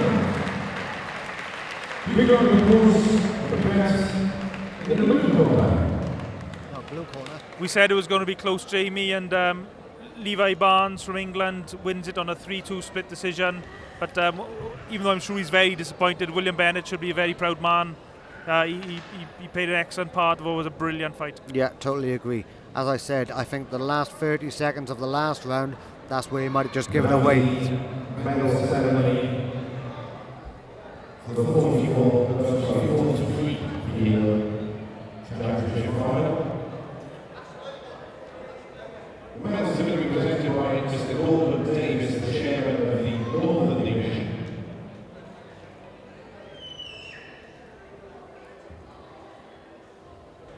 Bronze medalist from Scotland is Alison Vassar. Silver medalist Harry Williams. And the GBC 2018 gold medalist champion goes to Levi Butcher.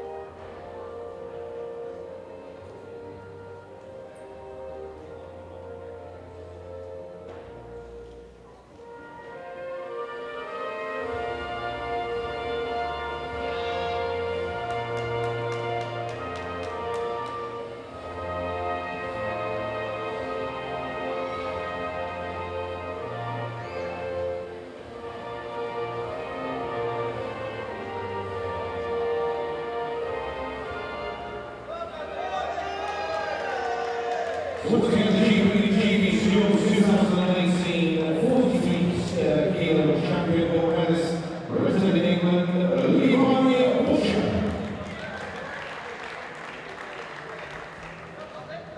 Message from all the officials from the official in charge. Once the championship finals are complete, please remain in the arena. Thank you. And also, ladies and gents, if you want to purchase any photos or DVDs of the GB School Championship 2018, all you have to do is see Anne, who is at the front of the arena. So if anybody wants to purchase any photos or DVDs, please come and see Anne, and I will send you details to get that process for you.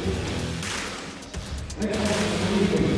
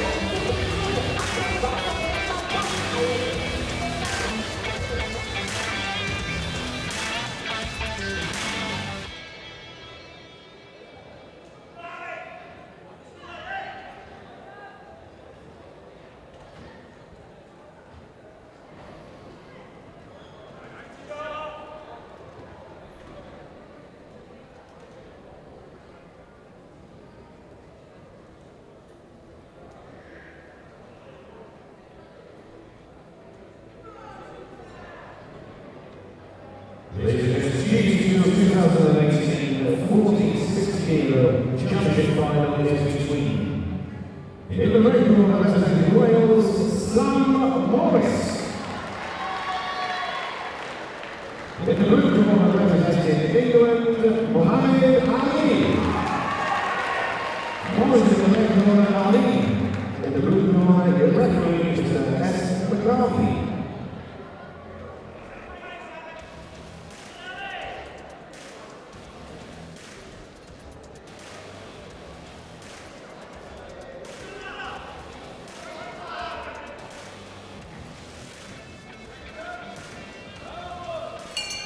Round one of this 46 kilogram GB Schoolboy final between, in the red, Sam Morris from Wales, and in the blue, Mohammed Ali from England. Yeah, English boxer with a great namesake there. With Muhammad Ali. Let's see if he can emulate some of the things that he does. Yeah, no pressure. No pressure with a name like that, is there? Not at all. Not at all. And first thing I noticed about Ali is he's boxing out of the southpaw stance. Yeah. He's the taller boxer, it appears. I mean, the referee didn't say break there, so he's probably within his rights to throw a punch, Jamie. Yeah, definitely. As you can see now, he's trying to control himself and keeping his foot on the outside. Working on his right hook over the top and straight left down for the centre. Now, again, English guys, they seem to have that style that enables them to be able to close the distance quite good. That's something that we need to be looking at as a nation to try and overcome. Yeah, Ali's, I've just noticed there his right boot, the lace is coming a little bit undone. Have to be careful about that. Not sure the referee has noticed it, as both boxers exchange up close. But it's Ali, the English boxer, who's they've just controlling the action so far. I think they noticed the lace there. Again, a couple more feints on the way in from the Welsh boxer now to be able to get Ali to commit with the hooks and then jump on top of him again. And again, Ali is a rangy boxer, likes to keep it on the outside. It's down to Morris now to be able to try and get as close as possible. Again, keep moving around to his left to be able to get on the outside of Ali's lead foot.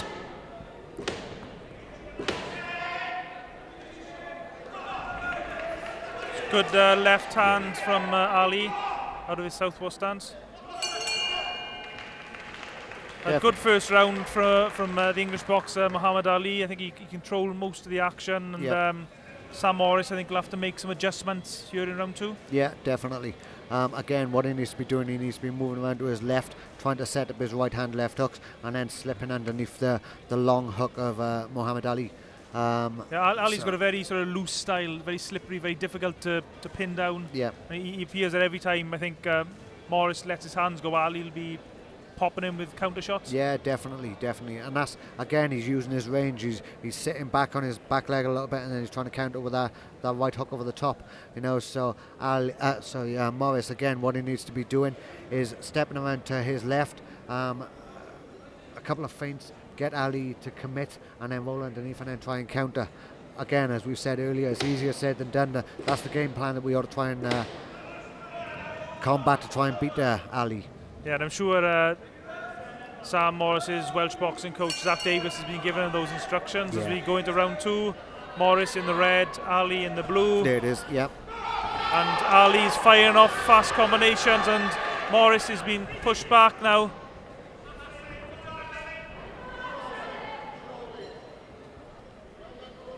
Straight right hand down the middle. That's a good left hook by Morris. But left hook and right hands are the punches that you normally use against southpaws. Yeah. Morris now just waiting too long. Needs to get. Oh, he takes a good left hand and snaps his head back. Fair play for taking that. He took that quite well, didn't he? As you can see, Ali is a very loose, awkward boxer. It's making it awkward for Morris to be able to get close, to be able to land any shots. Again, a couple of feints, but he needs to be working in two-phased attacks. Must be very frustrating for Sam Morris. I mean, Ali actually looks quite open and quite easy to hit, but every time he lets his hands go, he just gets hit with counter shots. Definitely. I can remember in the Commonwealth Games there was a boy called Haider Ali. He was a featherweight gold medalist from Pakistan. Much the same hands down. He was just so elusive, so awkward, so sharp.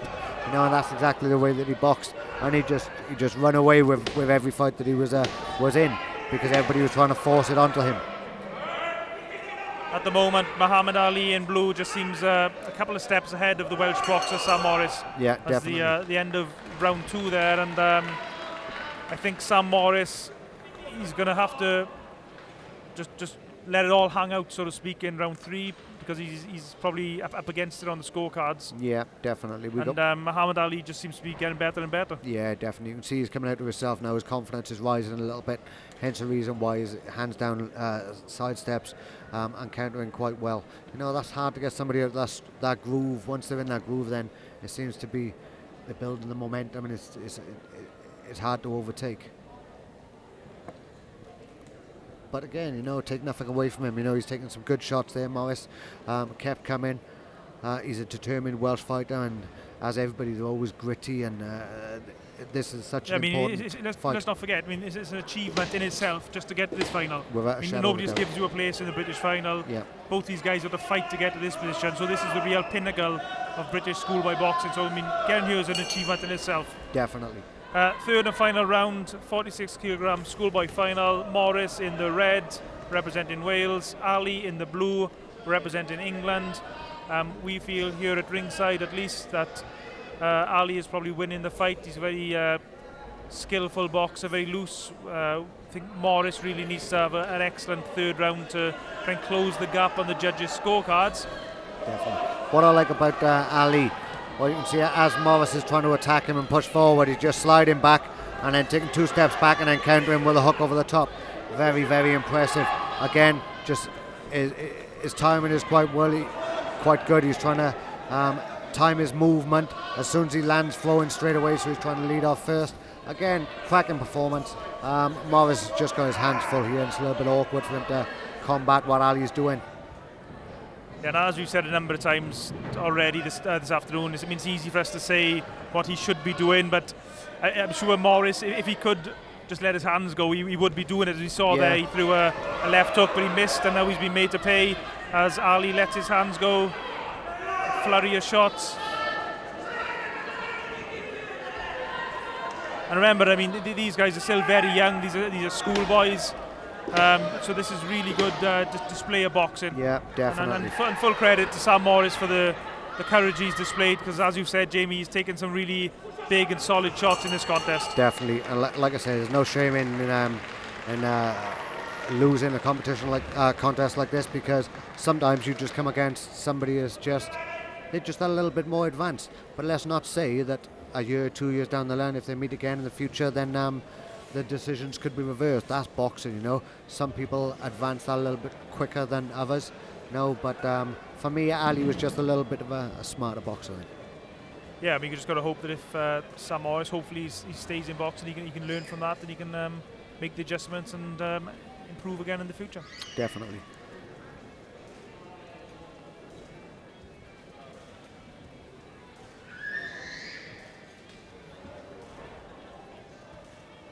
Ladies and gentlemen, GBC 2018 gold medalist, 46-kilo champion by a unanimous decision, Ali in the blue corner. Big round of applause, ladies and gentlemen, for the silver medalist, Morris in the red corner.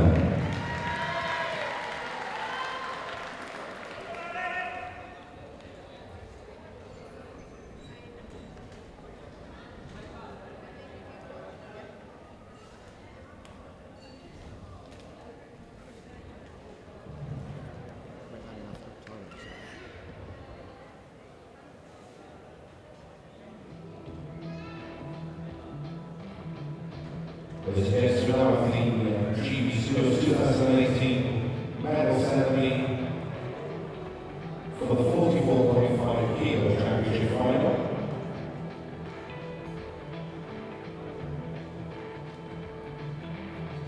Bronze medalist representing Wales, Rio Walters. Bronze medalist representing Scotland, Andrew Snell.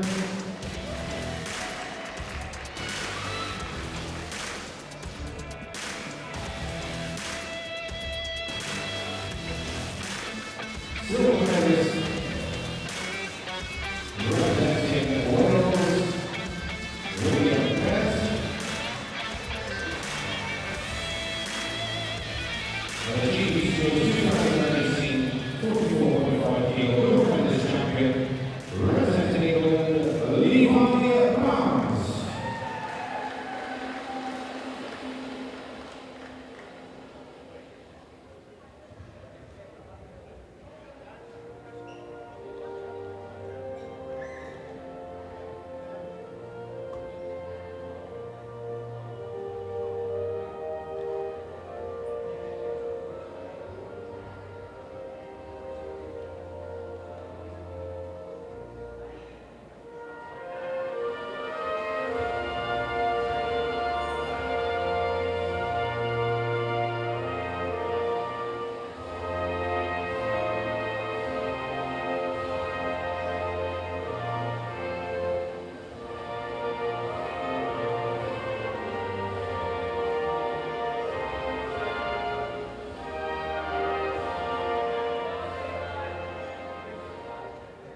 So once again, 44.5 kilo, GB Schools, gold medalist representing England, Levi Barnes.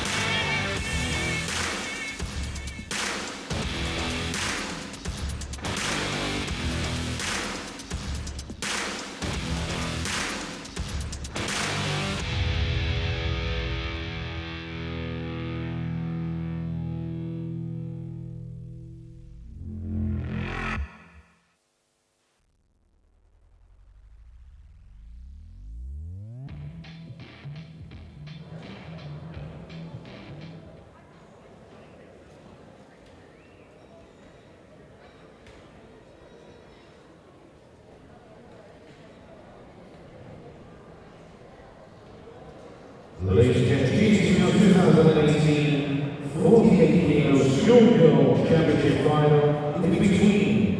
In the red corner, representing Scotland, Brooke Neely. Posted in the blue corner, representing England, Maddie Gittins. Neely in the red corner, Gittins in the blue corner. Your referee is Phil Parry.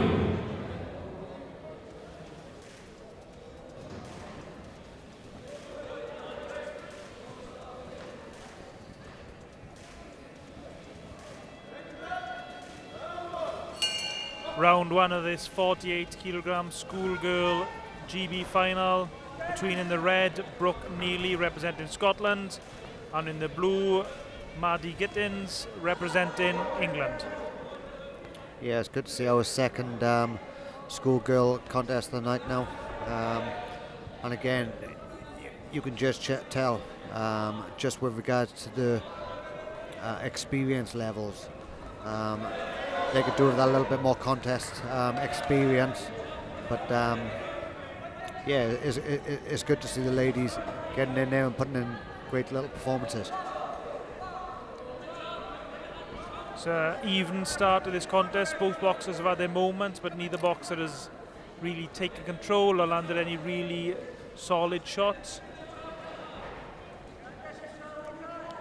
You can see the Scottish boxer Neely's seems to be happy to move on the outside the ring, whereas the English boxer Maddie Gittins is looking to try and control the centre.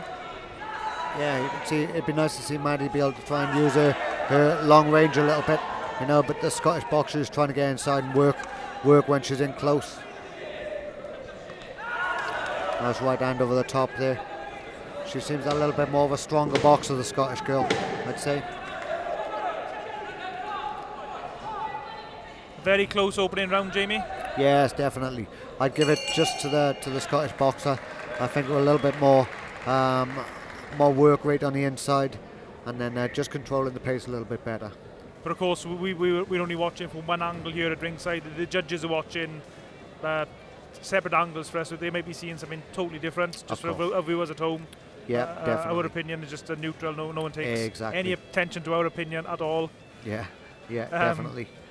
But a good opening round, and as you said, it's good to see female schoolgirl boxers in action. Definitely, and it's good. You've got one fighter that's a little bit that like to come forward and have a bit of a fight, and then you've got the other boxer that can use their long range and their jab a little bit more. So it's good variation. They like to mix it up a little bit. So they're really flying the flag for girls boxing. So yeah, get ready for round two of this 48 kilogram schoolgirl final. Neely in the red representing Scotland, and Gittins in the blue representing England. All to fight for. Nobody really took control of that opening round, we felt. Yeah. So the GB title is up for grabs. And it's the English boxer Gittins now trying to hold the centre of the ring. But it's one thing, of course, holding the centre of the ring, but you've got to be landing shots while you hold it. Of course, yeah.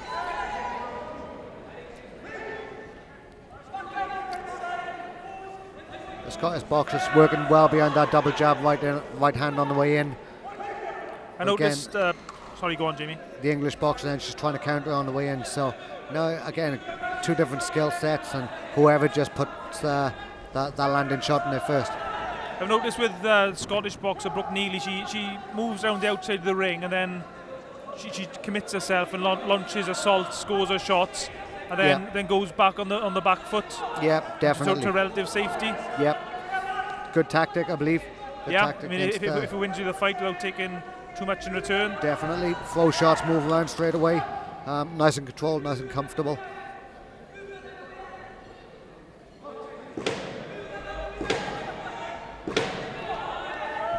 Maddie Gittins from England now is pushing forward without really landing anything too effective. Has a good right hand on the bell from Brooke Neely from Scotland. Do you think she was taking control maybe in that round, Jamie, or do you still think it's all to fight for? I think the Scottish boxer, in my own opinion, I think is just pipping away. I think the first 2 rounds she has won. Just a little bit more control. She was leading off first, even when she was on the back foot. She was moving and then jumping in with attacking shots. But again, take nothing away from the English boxer. She's doing her best with regards to how she's trying to use her long range jab. And nice little performance, but for me the Scottish boxer's just got a little bit more of an edge. Yeah, and it's worth remembering home. I mean, me and Jamie have we predicted who the results incorrectly so far tonight, so the judges may be watching something totally different. So I'm sure Maddie Gittins from England in the blue will be she'll come out all guns blazing in this last round. She's still got it all to fight for. At the end of the day, in any fight, there's still that one last round where anything can happen. That's the exciting thing about boxing. So here we go, third and final round of the 48 kilogram GB Schoolgirl final. It's Neely in the red, Gittins in the blue.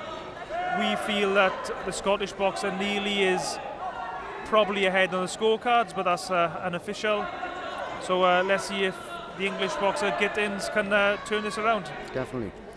As we were saying earlier, with regards to ladies boxing, there doesn't seem to be a huge pool of boxers, so experience like this is going to bring them on tenfold. So all they've got to do, win or lose, doesn't matter, just keep on going, keep learning and keep getting better, and that's for every boxer that's in this tournament.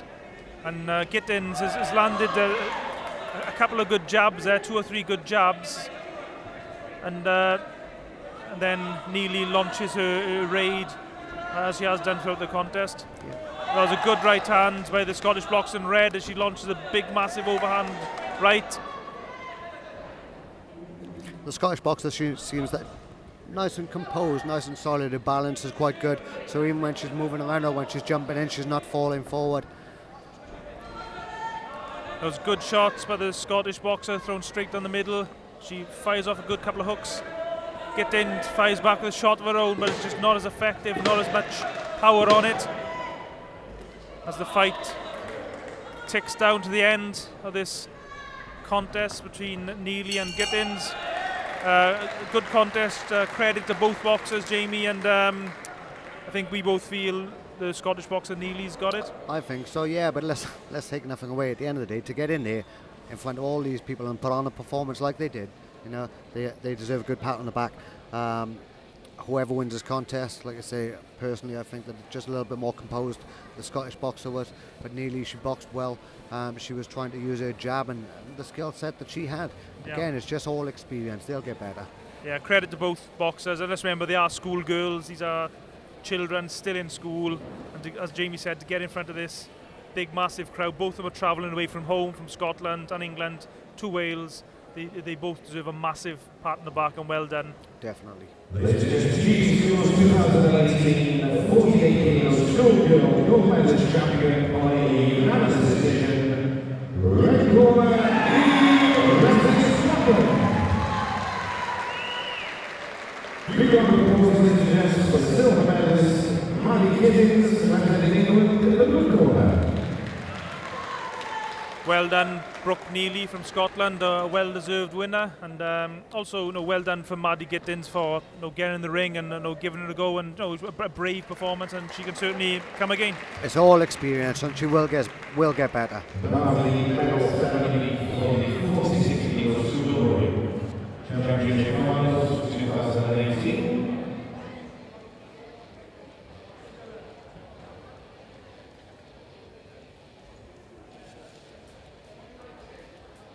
The 46 kilo bronze medalist goes to Alan Perry.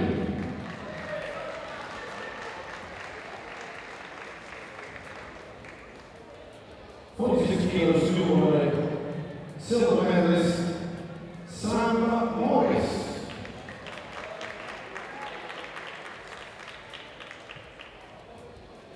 The 46 kilo gold medalist champion for 2018, representing England, Mohammed Ali.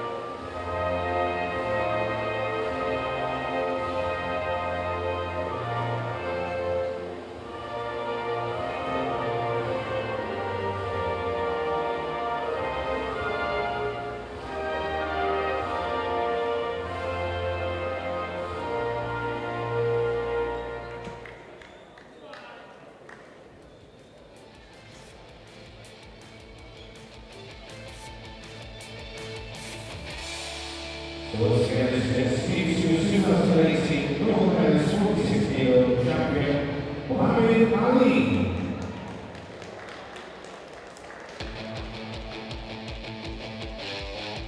Next box is Schoolboy.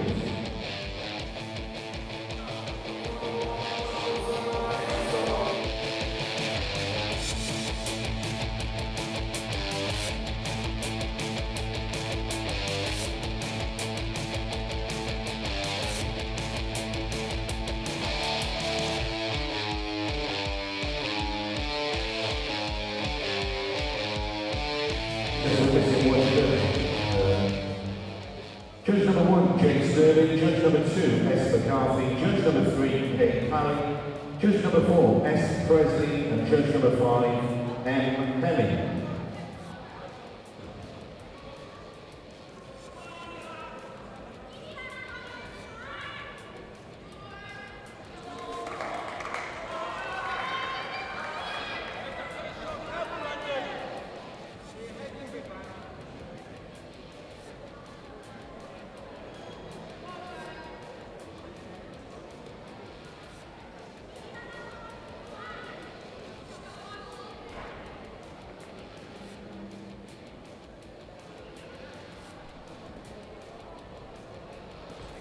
Ladies and gentlemen, 2018 48 kilo championship final is between, in the red corner representing Wales, Brandon Harris. And in the blue corner representing Scotland, Issa Akram. Harris in the red corner, Akram in the blue corner. The referee is D. Sutton.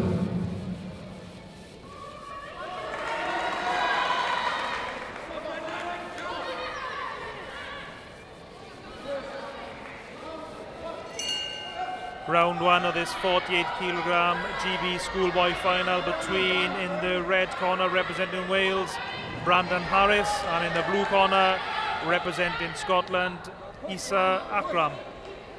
And the first thing that stands out to me, Jamie, is the massive height and reach advantage that the Scottish poster Akram has over Harris. Yeah, definitely, and a southpaw stance as well, making it a little bit awkward for Harris to be able to get inside.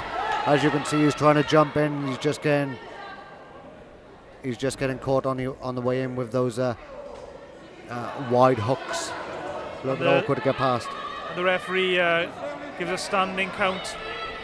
And Akram, he seems a very good operator. Lands a good left hand there. He's very quick, very sharp. Oh, and he's got Brandon Harris in a bit of trouble here. Harris seems to be struggling with the height and speed and reach of Akram. And the towel comes in from the Welsh corner. I don't think the corner can actually stop the contest in amateur boxing. It's just the referee's decision to stop the contest, and I believe the referee will follow the advice of the trainer as he does. And wow, excellent performance by Issa Akram, and commiserations to Brandon Harris. He had it all up against him, Harris. He was given height away, reach away, speed away. Very courageous of Harris to step in the ring in those circumstances, but hopefully it's something he can learn from and improve and come back a better boxer. Yeah, definitely. At the end of the day, let's say, with regards to, there's no point in allowing somebody to get beaten up in an environment like this. You know, he can live and survive and fight another day. Akram was just a little bit more awkward and catching him with the shots on the way in. So, and Akram as well looked like he was a lot more experienced as well. Yes, definitely. A lot bigger. The GB Schools Championship final, Norway winner. The referee has stopped the contest in the first round, 48 kilos. Blue corner, Akram. Yeah, it was a good 6 to 8 inches height difference between the two kids there, wasn't it?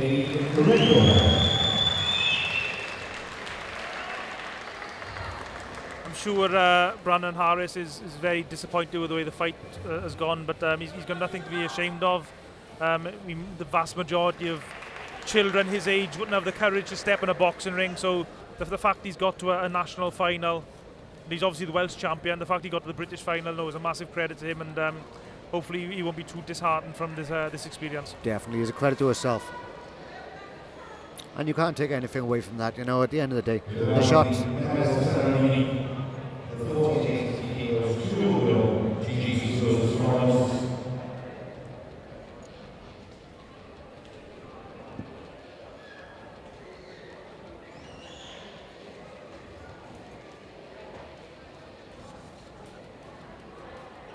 And the silver medalist goes to Maddie Gittins, representing England.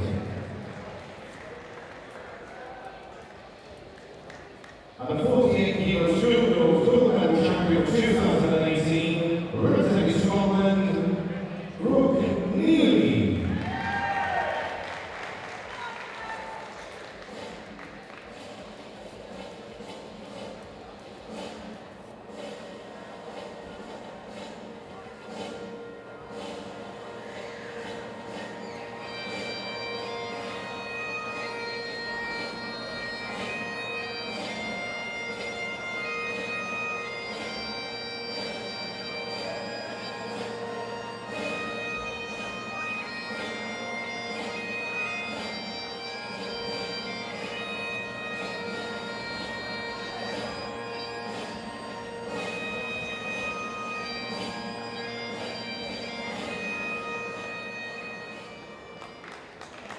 So we're going to propose GB School 2018 48 Kids Schoolgirl goes to Brooke Neely from Scotland.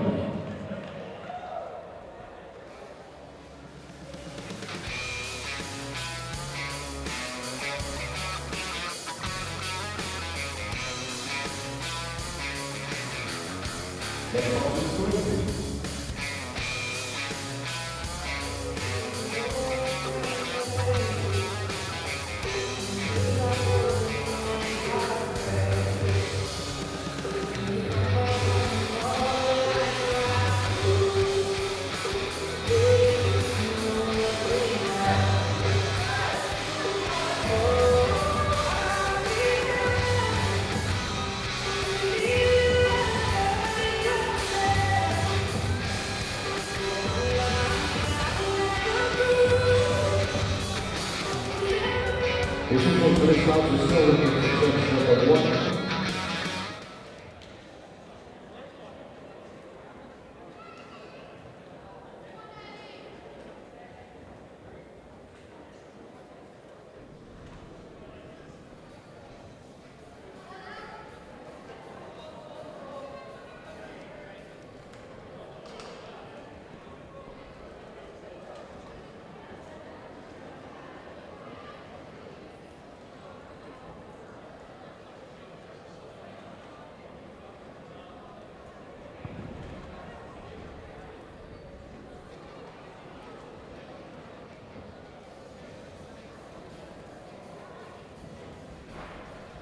Scottish boxer Chloe Borthwick just getting her head guard adjusted before the referee can have a chat with her and her team.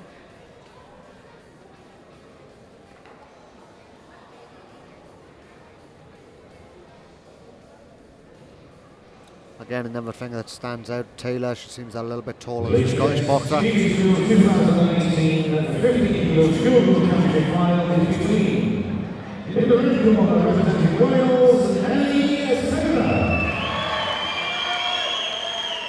A boxer in the blue corner representing Scotland, Chloe Borthwick. Segler in the red corner, Borthwick in the blue corner. Your referee is Renee Crookie.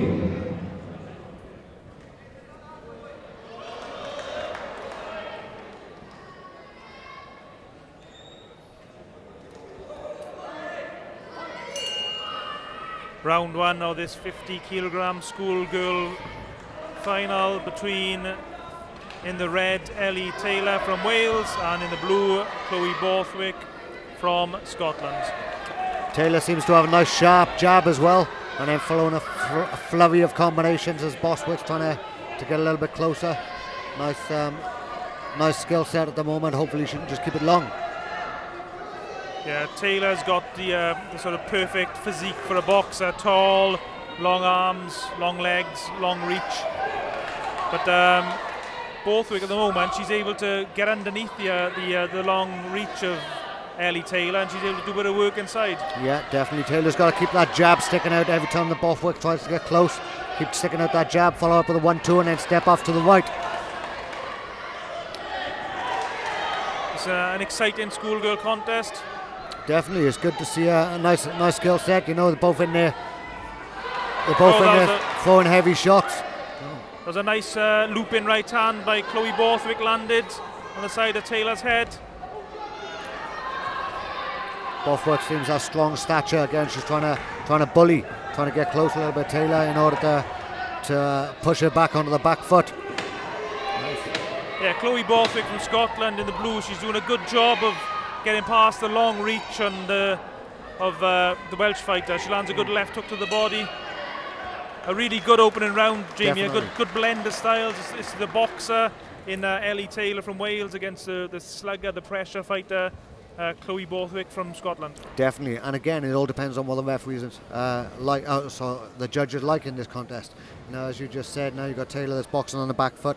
I personally think she's probably landing the cleaner shots, but then you've got Borthwick that's trying to push forward and push the fight and take it to her. So it all depends on what you like will determine who won that first round.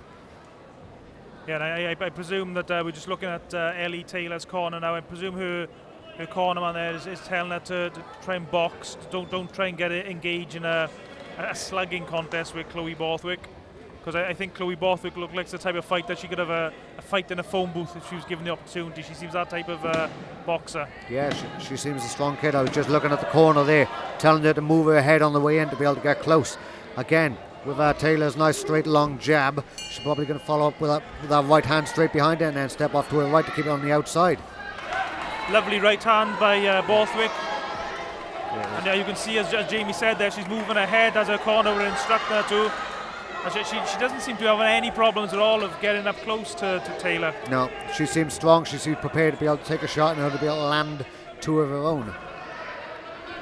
Scottish fighters, they always seem to be strong and robust and built in a position where, like I say, they like to get close and unload. Again, Taylor needs to be using that jab a little bit more now. Be first with that jab, she can control the pace.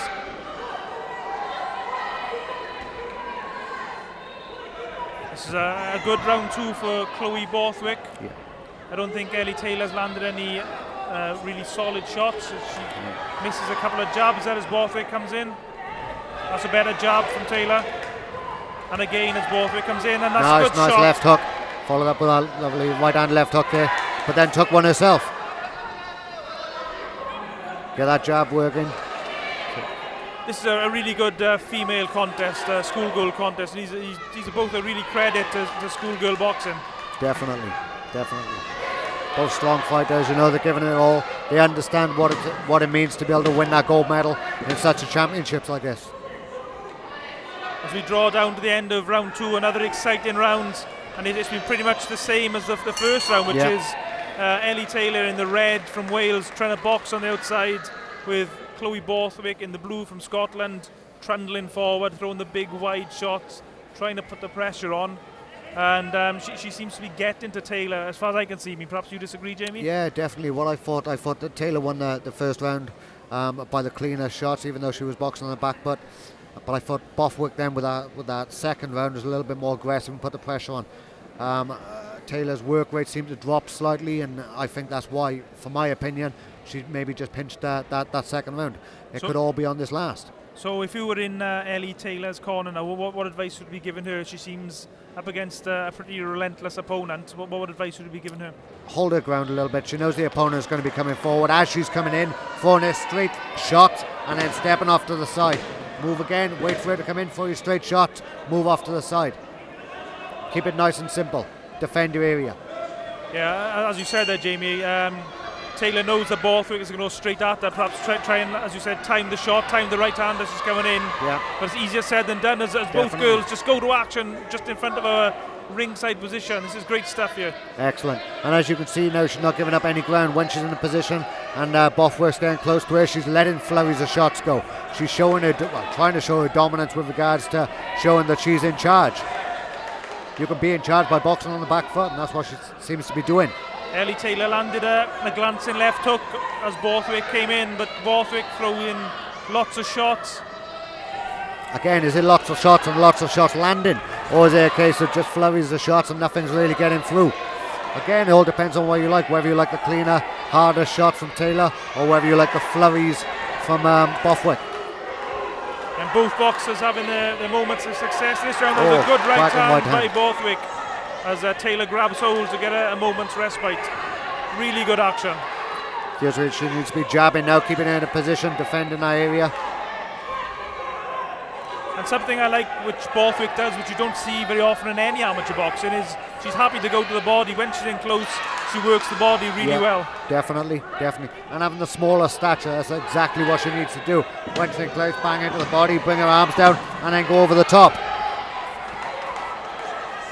As we count down the last few seconds to the end of this contest, this 50 kilogram GB Schoolgirl final. It's been an excellent fight. Cracking fight. You can make an argument for either girl winning, I think. It just probably comes down to what you prefer. Yeah, Do you prefer definitely. the volume punching of Borthwick, or maybe the perhaps neater boxing, if you like, from Ellie Taylor? Definitely. And as I said, I thought that it was one apiece, and then going into that last round, and it was hard to be able to split them again with regards to, I think that Taylor could have just been a little bit quicker with her jab to stop Bothwick coming into range, but again, it all depends on what you like. I'd personally go towards Bothwick.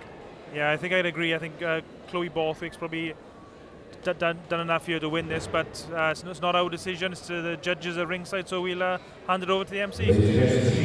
Schoolgirl 50 Schoolgirl world title champion by a split decision of 3-2 goes to the red corner.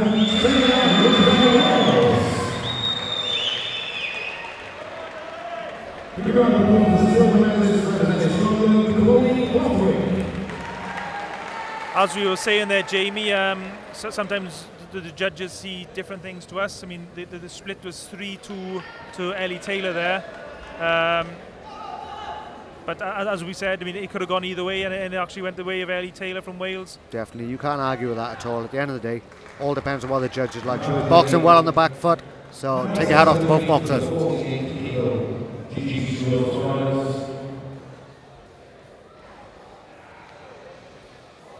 Bronze medal goes to John Tyndale from representing England.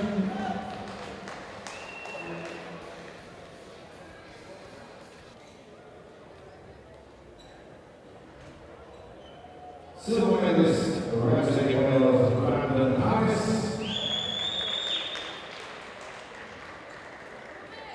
And gold medalist, 2018 gold medalist champion, Lisa Akram, representing Scotland.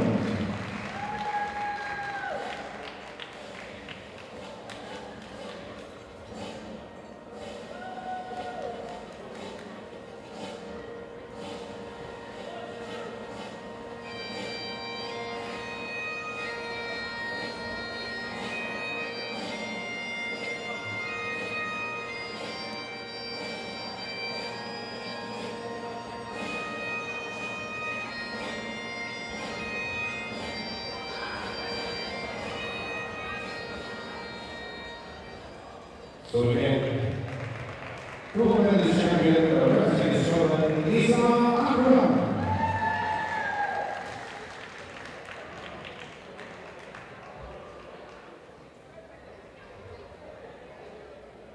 Next box is the ring, please.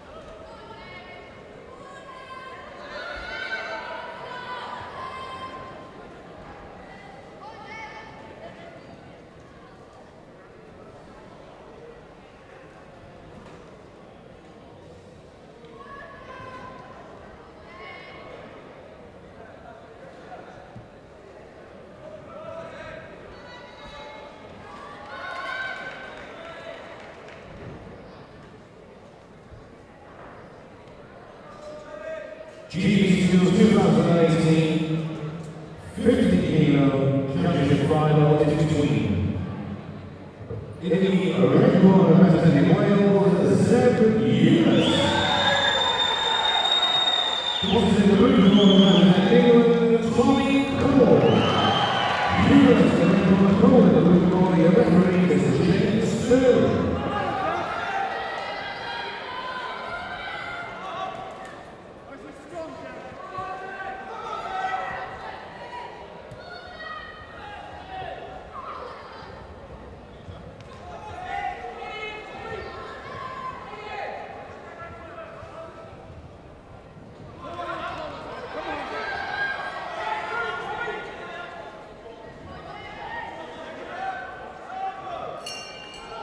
Round one of this 50 kilogram schoolboy final between, in the red, Zab Hewlett from Wales, and in the blue, Tommy Cole from England.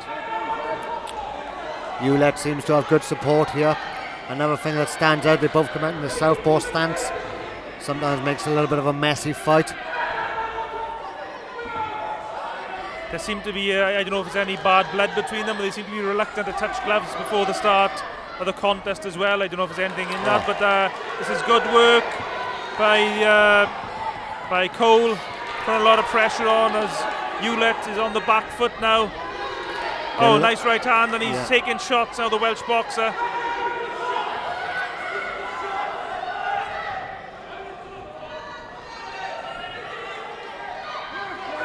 And Hewlett is he's on the back foot. He's been forced backwards by Cole.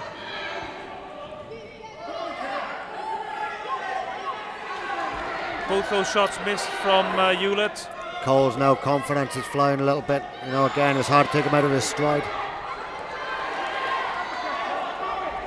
Cole is in control of this opening round. There's another good couple of shots. Another good backhand. Left hand, yeah. Hewlett needs to get off the ropes. He's feeling the pressure. He takes another good shot on the bell.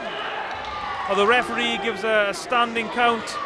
I mean, you could see that coming, Jamie. You can't afford to spend the whole round on the ropes trying to avoid shots like that. No, definitely not. But I think that with Cole, though, he's got a good pressure fighter. He's putting a lot into a lot of flurries, and it's hard to be able to keep somebody like that off you.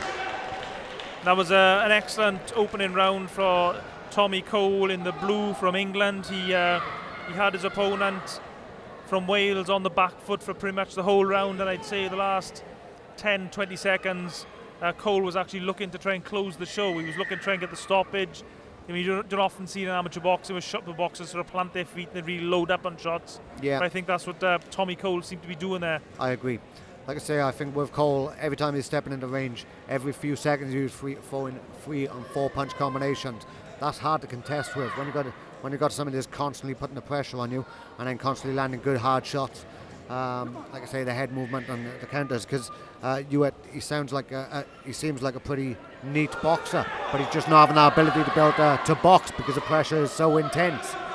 Yeah, Tommy Cole from England, he's just closing the distance down straight away, and he's just throwing so many shots. Hewlett just can't get his boxing together. So I mean, Hewlett, he's got to try and turn things around now in round 2. Hewlett representing Wales in the red, and Cole representing England in the blue. Yeah, Cole seems he's got a really good sense of distance as well with regards to he's just standing just outside range. So if he's being attacked, he can just slide back, as you can see, and then work off with a counter.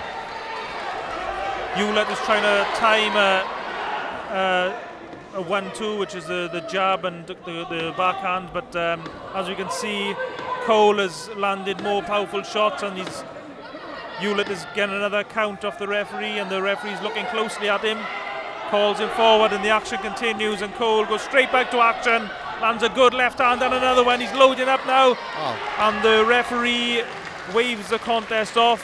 I'm sure Hewlett is very disappointed, but that's probably the right decision, and well done, Tommy Cole. I've got to be honest, though, while Hewlett was on the ropes right by us, he was landing some good shots to Cole as well. So even though Cole was putting the pressure on him, he was still firing back. I know it's a little bit different to the professional boxing. It's all about the clean shots, but I think me personally, I think that was a little bit premature. Yeah, well, perhaps that's something maybe we have to look back on when we Yeah, have a definitely. look at the broadcast. But as you know, the most important thing is obviously boxer safety, and Of course. And of like I course, say, Zeb Hewlett he can come again. He's probably actually a lot better boxer than he looked tonight. Just Tommy Cole just jumped on him and just didn't give him a chance. yeah, definitely, and that's the great thing about boxing. You know, they read styles and they do exactly what they've got to do in order to win a contest. GB Schools 2018 no medalist champion after the referee stopping the contest in the second round goes to representing England, Cole in the blue corner. Big round of applause for US in the red corner.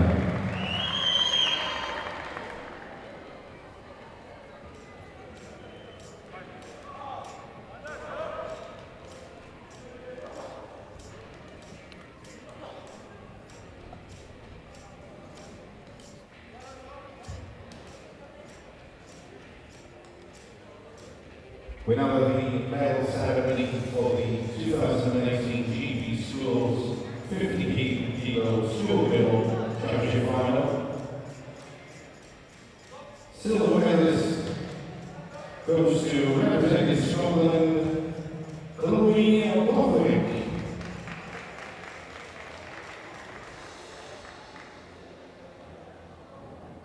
And the 2018 GB Schools 50 kilo Schoolgirl gold medal champion goes to representing Wales, Ellie Taylor.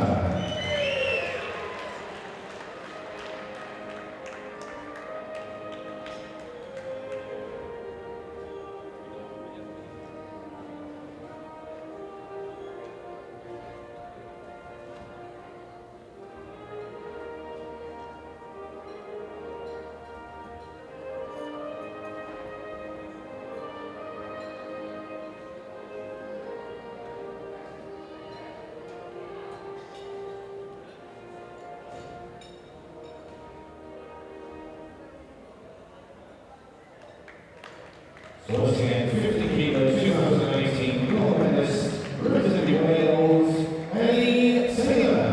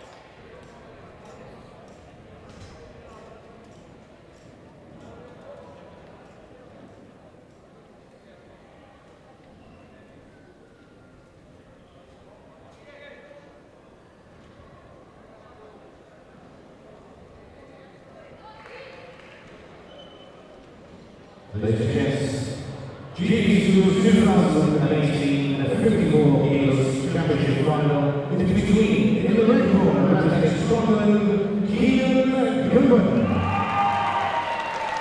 Opposite in the blue corner, representing England, Owen Sherrod. Gilbert in the red corner, Chris Sherrod in the blue corner, the referee is S. Presley.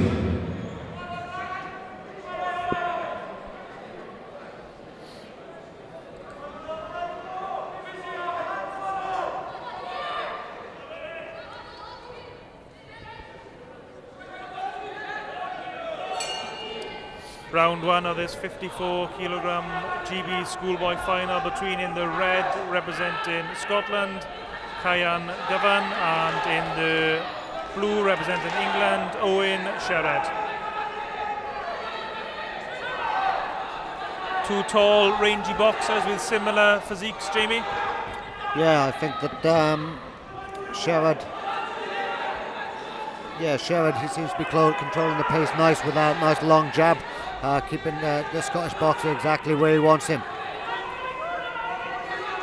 But again, typical England style, you know, lead hand down, just trying to counter as people come in then, as the boxer comes in, working off of that check hook over the top.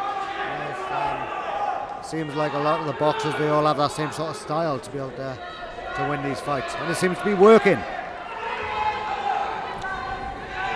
Yeah, this is good stuff from Owen Sherrod from England in the blue, as he forces the Scottish fighter backwards.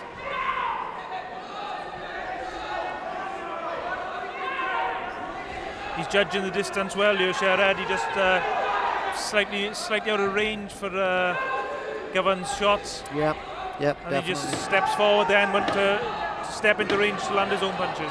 Yeah, definitely. He seems like a nice little neat boxer, good footwork, sliding back out of range nice, and then working back straight away with the counters. Yeah, that was a good opening round for the English fighter in the blue. Scotland's Cian Govan. What advice would you be giving him here, Jamie? Again, working phases. What he needs to do, he needs to draw a lead off Sherrod,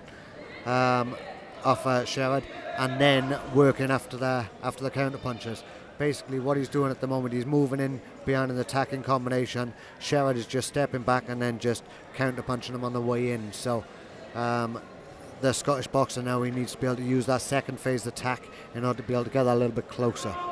Yeah, and I think as well from Govan's point of view, he needs to be doubling up or trebling up on the jab. It's more difficult to counter multiple punches than it is single shots. Yeah, single definitely. shots are easier to counter. Yeah, and again, Sherrod seems to have a nice work rate as well. He's working well behind that jab to be able to control the place, and then he's working off a nice combination as soon as Govan walks forward. So here we go, round 2 of the 54 kilogram GB Schoolboy finals. Govan in red representing Scotland and Sherrod in blue representing England. Oh, nice backhand from the English fighter as he applies a lot of pressure, and the Scottish fighter is just holding him around the back of the head, which I thought he was going to get warned by the referee, but he's got away with it.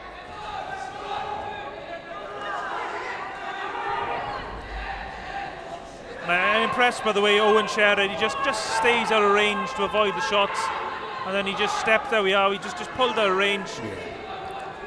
Yeah, he's got a very good range finder with that jab, and as you said, he's just sliding back out of range, and then he's coming back with that jab over the top. So again, he's just showing total control with regards to if he's being attacked, he's the one that's landing the shot. If he's attacking, then he's the one that's leading off first. So very nice bit of boxing.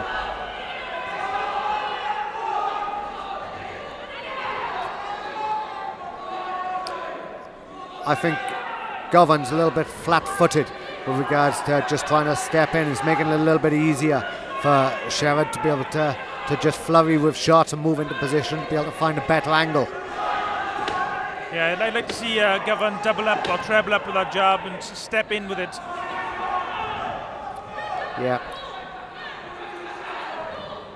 It's another good round of boxing from Owen Sherrod from England. The Scottish fighter Cian Govan, he's up against this, I think, here in the third round, Jamie. Definitely. We are sort of giving advice or suggesting things. Of course, it's a lot easier this side of the ropes saying these things when you're up against a skilled operator like Owen Sherrod. Exactly, and fighters make fights, you know. A good boxer, they say, will always beat a good fighter. And this is a prime example of basically how he's just keeping him at arm's length. As he comes forward, he's defending his area, so he's counter-punching on the way in. And I think that's what is making Sherrod look so good with regards to this contest. Now, Govan, again, what I feel that he needs to do, he needs to work in phases moving forward. So a few feints, and then avoid the counters, and then attack again. But, as we said, it's easier said than done. Third and final round of this 54 kilogram GB Schoolboy final. Govan in the red represents Scotland. We feel needs a big last round, and to his credit, he's come out firing here in this third and final round. We need to see more of that from Govan. He needs to be aggressive, he needs to land shots and try and push this English fighter onto the back foot. Yeah, I think that you're right, Oh, that's Dave. He needs to set up. Oh, nice shots. He was moving forward. Yeah, he needs to move forward behind the double jab right hand, doesn't he? He needs to, rather than just a single 1-2s. Great action on the ropes. Both boxers have landed their own powerful shots. To Kian Govan's credit, we said he needed to step up the pace, and he has. He's putting everything into this, but he's walking into punches now because of the good counter punching from Owen Sherrod. Third round's been quite a good contest, actually, hasn't it? As you can see, though, Sherrod now he's just stepping on the outside. He's leading forward with that backhand, and then he's following up with a hook. And there's blood now from the nose of Govan as he tries. To his credit, he's putting everything into this. I mean, if this contest doesn't go his way, which we don't think it will, I mean, you can't. You'll have no regrets, because he really is putting everything into this fight. Yeah, definitely.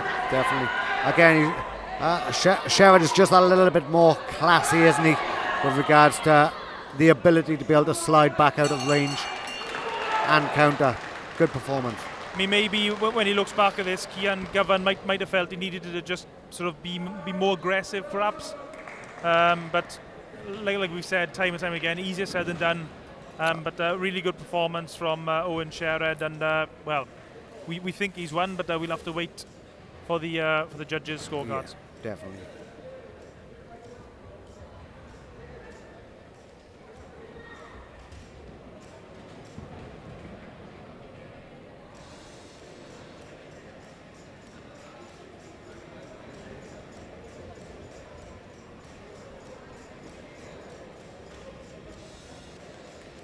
GD Skills 2018 54 kilo North champion by a unanimous decision goes to the blue corner, Schoolgirl representing England.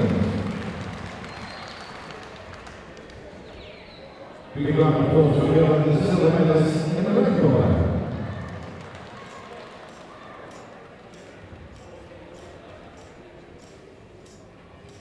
We now have the ceremony, medal ceremony for the 50 kilo Schoolboy. The medals will be presented by the Secretary of the Board Division, Mr. Paul McCoy.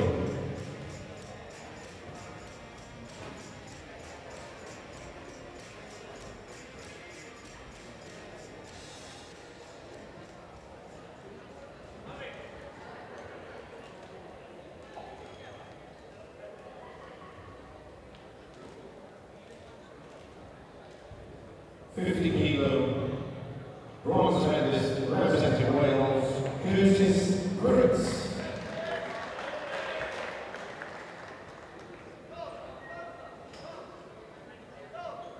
Silver medalist representing Wales, Zeb Ewens. And the GB 2018 50 kilo Schoolboy gold medalist championship trial goes to Zeb Ewens. Apologies. Goes to Tommy Cole, representing England.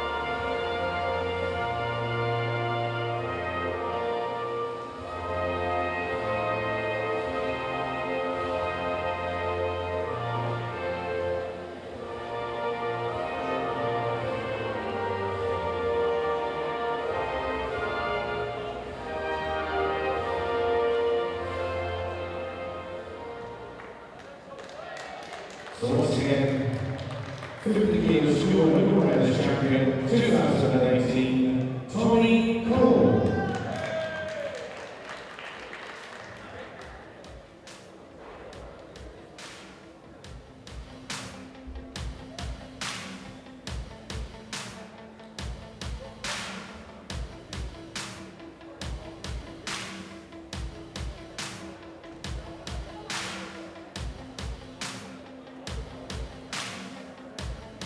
Next boxers to the ring, please.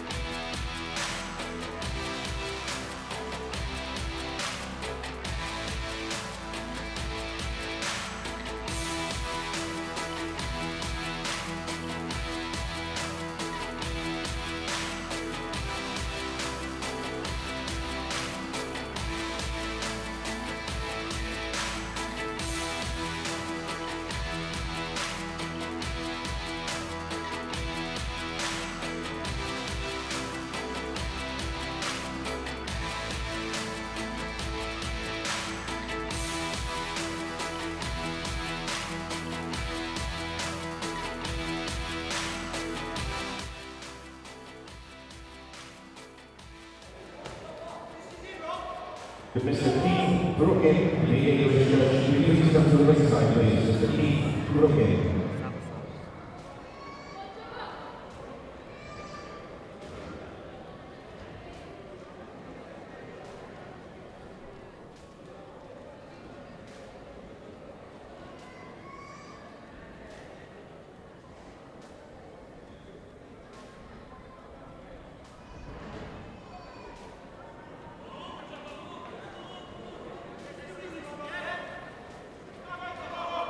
Ladies and gentlemen, Schoolboy, 2018 56 kilo championship final is between, in the red corner representing Wales, Schoolgirl.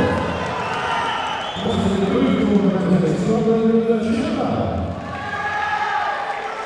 In the red corner, Schoolboy. In the blue corner, the referee is the Mechanics.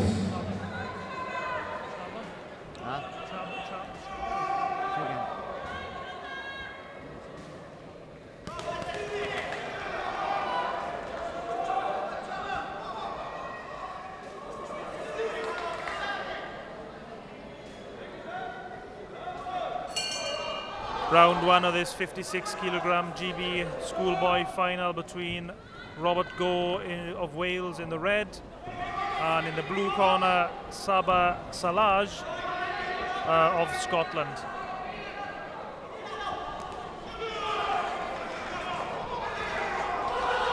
It's an aggressive start of the Welshman.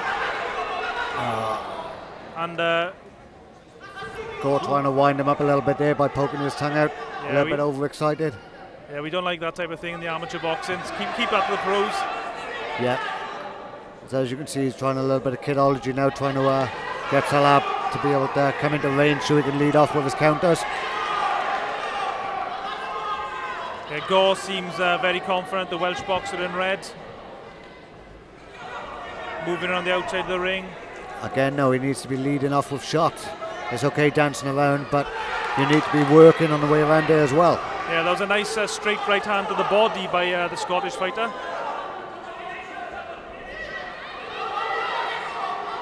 It's a little bit of a chess match in this opening round. Neither boxer wants to overcommit. That was a nice left hand and a right from the Scottish fighter, Salaj. Yeah. I think the Welsh fighter needs to put a little bit more pressure on. Now he's playing into Salaj's game plan now. Salaj a little bit longer and taller and just going to try and keep him on the outside. Welsh fighter needs to put the pressure on. Go. Interesting opening round. A lot of confidence shown by Robert Gore, but didn't land a massive amount. We felt for our position anyway. Salaj seemed to land the better shots, the harder shots. I agree. Started off with Go, he's putting the pressure on straight away, and I thought this would be the perfect tactic to beat Salaj. But then all of a sudden he just started dancing around and not doing anything. As I said, it's okay to be dancing around with your arms up in the air, but if you're not throwing shots, then you're not getting the win. And Salaj, I mean, he wasn't doing anything spectacular. He was doing very basic boxing, with just throwing straight shots. Yep. And they were working, so from his point of view, just keep on doing the same, I think. Because up to Robert Gore from Wales in the red to try and turn things around. Yeah, definitely. And I'd like to see him use a little bit of this excitement to get in and actually start throwing shots and take the win. Here we go, round two of this 56 kilogram Schoolboy final between Gore in the red from Wales and Salaj in the blue from Scotland. Again, waiting a little bit too long. No, we need to be moving forward and throwing shots, bullying Salage a little bit. Yeah, this is a better start of the round from Go. He was initially trying to push forward, but it's getting scrappy. He's letting his hands go.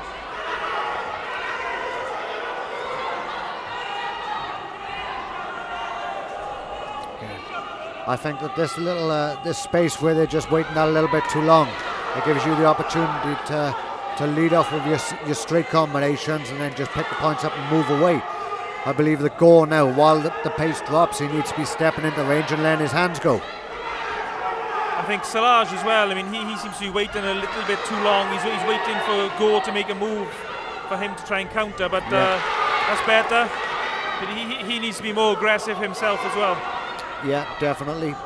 This fight, I think, is still up in the air. Neither boxer has really grabbed this fight by the scruff of the neck, so it's still all up for grabs. Definitely. Again, just waiting a little bit too long. If you're going to use your movements, then just use your movements, get into an angle, and then throw your shots. As we draw down to the end of the round, it's still a very close round. It's going to be very difficult to split these two boxers. To be honest, not a lot happened in that round today. You know, I don't think there was any big heavy shots that was landed by either boxer. I think that the Welsh fighter, what he needs to do now, he needs to show that excitement, push forward and just let his hands go a little bit. Stop Shalaz controlling the pace. Yeah, I think perhaps in the second round, Robert Goes, just his aggression and his work rate might have won it. And he seemed to be doing a lot more than the Scottish fighter. I mean, that may have caught the judge's eye, I'm not sure. But it's certainly neither fighter can be confident going into this third round. So definitely not. I think both these guys are probably going to be sent out with the instructions, you've got to win this last round. Exactly, and I think that's a prime example with regards to what people like and what they see. Personally, I thought that Siraj had done enough to win that round with regards to his longer, better shots. But again, it just goes to interpretation, isn't it? And I'm just noticing before the start of this round that Robert Gore's left lace is undone. I'm not sure if the referee's noticed, and he has, and he's stopping the action for that, I presume.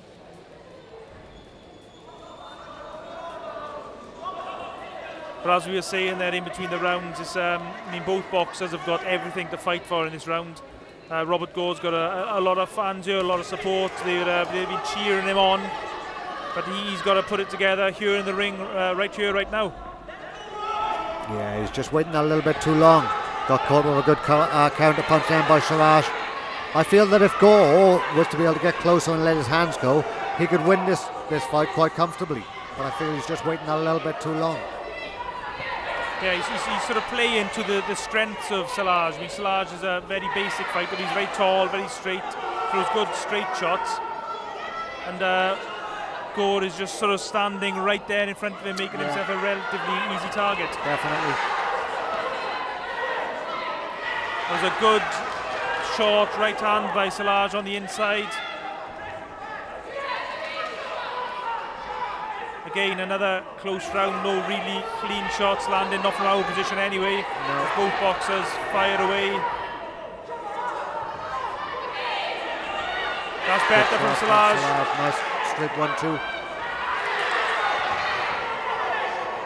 I think Robert Gore, he'll want an impressive last 30 seconds to catch the eye of the judges. And the same applies for Salaj, but he's the one pushing forward, at least letting his hands go. He's not landing anything very clean, but at least he's throwing shots.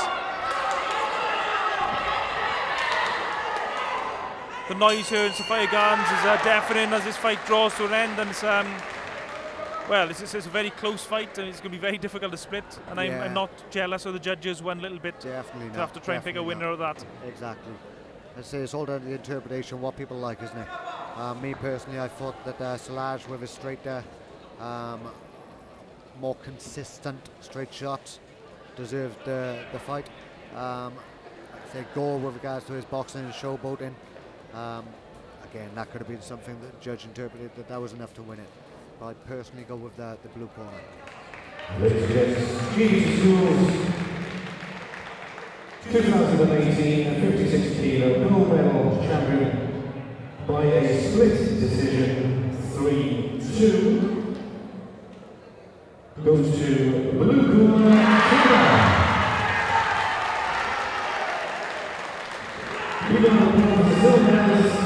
in the red corner, Robert Gore. And as we were saying there, Jamie, the judges prefer the straighter shots of Salage, but a split decision, 3-2, so that indicates how close it was, and it's just one of those type of fights. I think these guys would probably fight 10 times and it would be 10 close fights. Yeah, definitely could be 5 apiece, but every fight tonight has been a great fight like that, and it's so hard for these judges to be able to split most of the contest.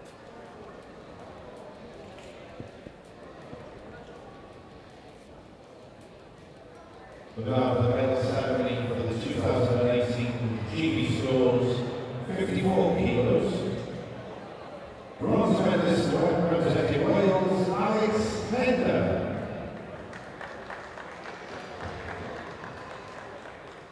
Bronze medalist also representing Wales, John Thornworth.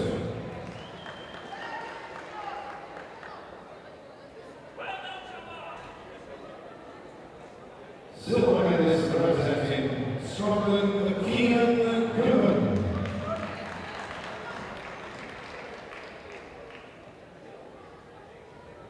And gold medalist representing England, Owen Sherrod.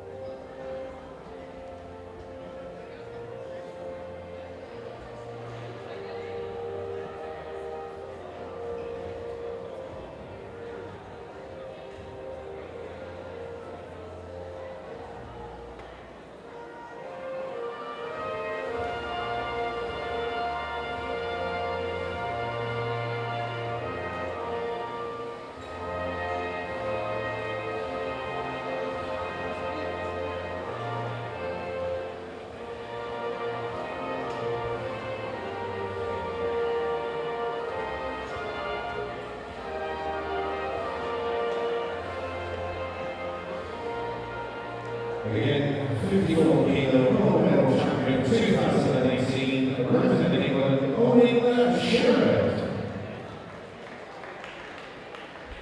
Next boxers to the win, please.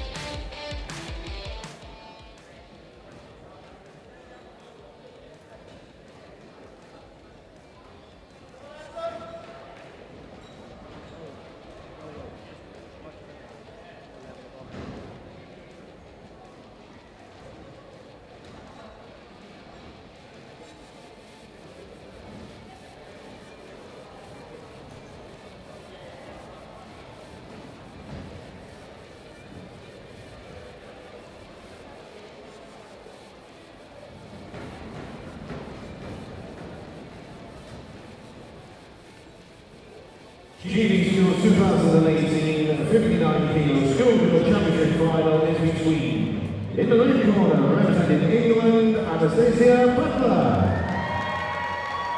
Boxing in the blue corner representing Wales, Adeline Taylor.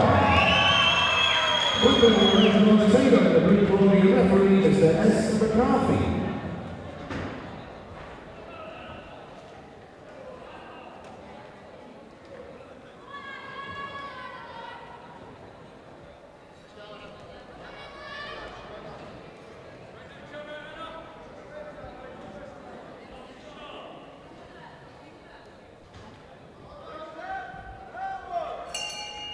Round one of this 59 kilogram GB Schoolgirl final between Anastasia Butler in the red representing England and Adeline Taylor in the blue representing Wales.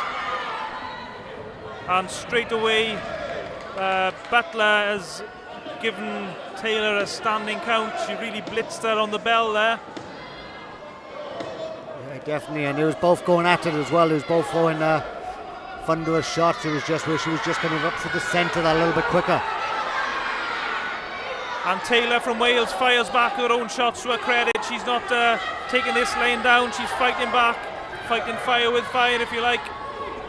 That's another good right hand by the English boxer. She forces Taylor across the ring. Yeah, the English boxer just seems to be coming down straight for the centre. A little bit better with that 1-2. Putting Taylor on the back foot. Chasing her around. That's a good solid jab by Taylor, replied by Butler, and there's another standing count. And this is looking like a very tough task for the Welsh boxer, Taylor. And the referee indicates that's the end of the contest. And your winner, Anastasia Butler from England. I think, Jamie, as we've indicated in some of the earlier female contests, at certain weight categories, there's just not that many female boxers at any level, including Schoolgirl. And it just looked like the Welsh boxer, Adeline Taylor, just didn't have the experience to deal with someone of Butler's level of experience. Yeah, I totally agree. Even with regards to sparring, if the girls are in the gym and then they have to spar with the boys seem to hold back a little bit, you know, so it doesn't really give the experience that these girls need in order to be in tough fights, take a shot and then still fight back. The Schools 2018 59 kilo Schoolgirl Championship, gold medalist by the referee having stopped the contest in the first round, Butler in the red corner. And we now report the silver medalist, Taylor in the blue corner. Congratulations to Butler from England, and commiserations to Taylor, but no, Taylor's got nothing to be ashamed of. It takes a lot of courage and guts to get into the boxing ring. Most girls, most boys wouldn't have the courage to do it, so well done to her for getting in the boxing ring and having a go against a much more experienced opponent, I think. Definitely. 2018 56 kilo championship final.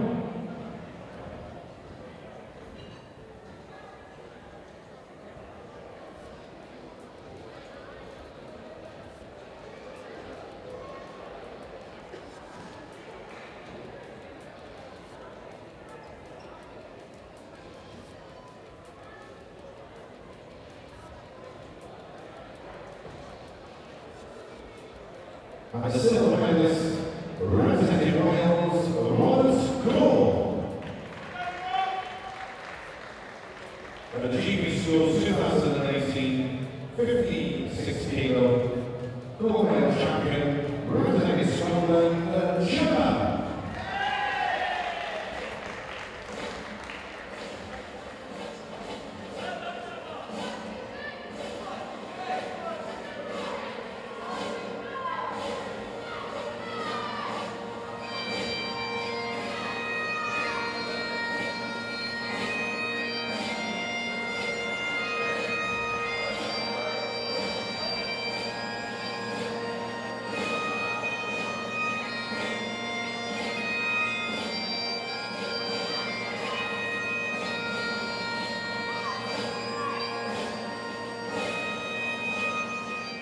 Once again, gold medalist representing Scotland, Gemma. Next boxers for the Olympics.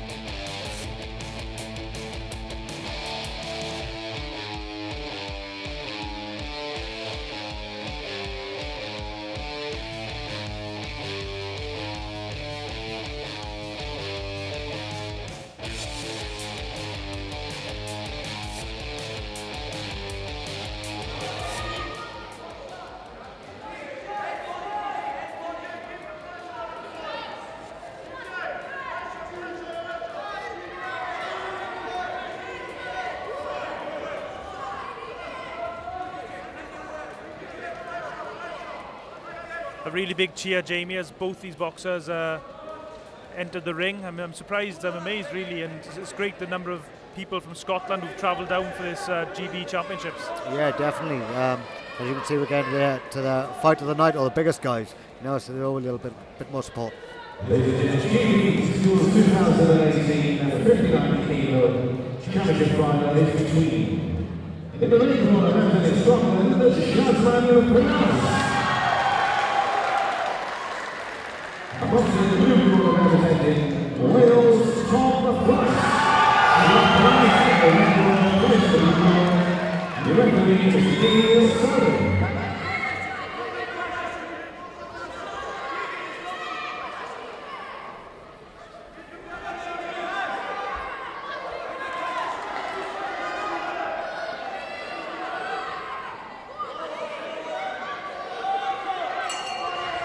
Round one of this 59 kilogram GB Schoolboy final between, in the red, Shazman Panaz, and in the blue, Tom Price. Price representing Wales, Panaz representing Scotland. Also, Price coming out in the southpaw stance, trying to use that position to be able to land that straight left to the centre and check hook over the top. Warming up into quite a contest in the first 30 seconds. They're both going at it, both letting their hands go. Before the actual action started, both these boxers, their body language was giving off so much confidence. They look like they really believed in themselves, and you can see that the way they've both got straight down to action here. Yeah, definitely. Well, when it comes down to schoolboy boxing, they're coming up to the heaviest weight categories now, 59 and 62s. So these guys are pretty much the main event of the evening. Yeah, so they've got a lot going on their shoulders. There's been a good warm up, and they've been waiting in the back now for this big opportunity. So always going to be a good fight. It's a really exciting opening round. Both boxers are having their moments. What I would like a little bit more from Tom Price, rather than just going for the head, because Shanazi seems to be dropping back out of range. Going down to the chest height or down to the body with the first leading off shot. That will give him the better opportunity to be able to land the headshots when he's caught him in the body first. That was a fairly even opening round, I think, James. Difficult to split them. I think both boxers will probably be told that they got to go out to win the next two rounds. Yeah, definitely. Tom Price, he was just falling back out of range slightly, and he was trying to counter again. And then Shanaz as well. He was doing exactly the same sort of tactics. So for me personally, Tom Price, what he needs to do is just step into range where Shanaz is moving back with his head, drop the shots down to chest height, step into range, and then follow up with that right hand over the top. Yeah, and it's worth noting, you can't notice it now with the head guard on. Jamie pointed out before the contest that Tom Price looked like the Alvarez with Canelo Alvarez. His big ginger mop of hair. Yeah, I'm definitely. not sure if that's a tribute to Alvarez or not, but so round two of this 59 kilogram GB Schoolboy final between, in the red, Panaz from Scotland, and in the blue, Price from Wales.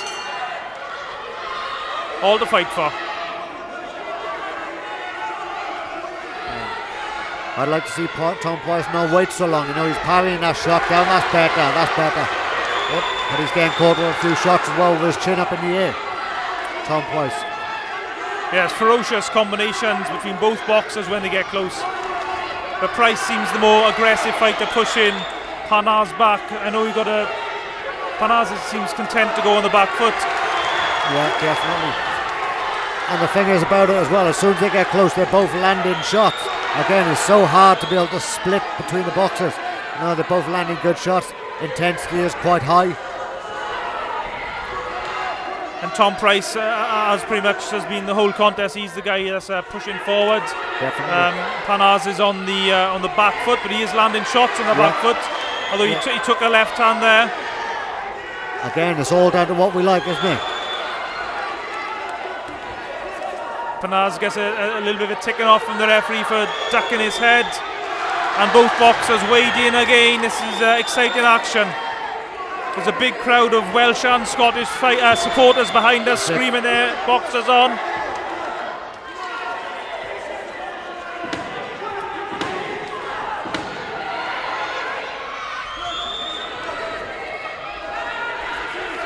Excellent. And another good round there, you know, high work rate. They was both landing good shots.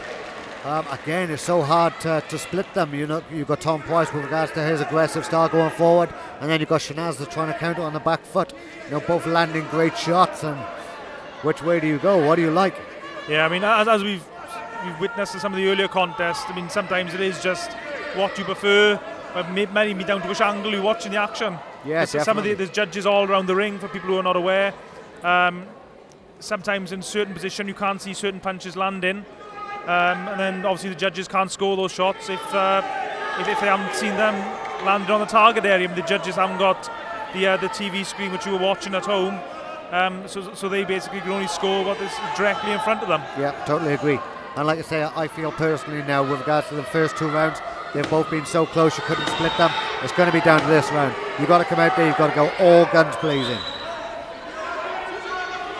So, third and final round of this 59 kilogram schoolboy final between Parnaz in the red from Scotland and Price in the blue from Wales.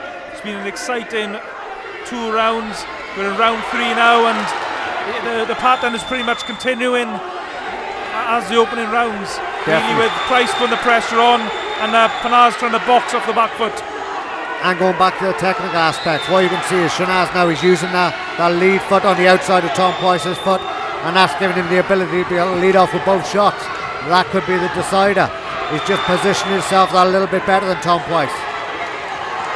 Price landed a good right hand moments ago.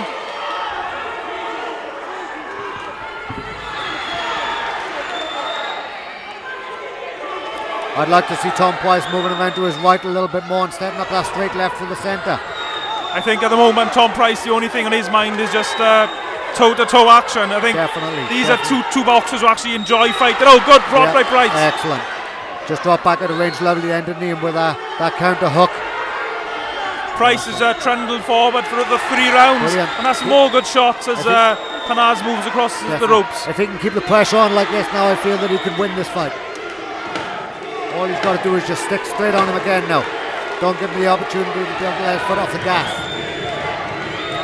As the fight draws to its conclusion, the noise here in Sophia Gardens is deafening with all the fans behind us cheering as the boxers embrace. Really close fight. Me personally, I just feel Tom Price maybe just pulled it away in that third and final round. I don't know how you feel, Jamie. Yeah, I agree. Like I say, the other 2 rounds was too hard to split. I feel that Tom Price, if you put that a little bit more pressure on, a little bit more tenacious, and he just seemed like he wanted that a little bit more. Yeah, but full credit to Shazman Parnaz. He played his part on an excellent contest, and I'm sure he'll look back on it and I'm sure he'll be disappointed. I think he'll actually feel he could have done more. Perhaps had his tactics a little bit different. We've been wrong before, we might be wrong again. Yeah, that's very true. Perhaps. Yeah, that's very true. I'm saying nothing. We'll see what the MC has to say. Ladies, the GBC Championship Final 59 kilos. The world champion by a split decision, 3-2, goes to the red corner.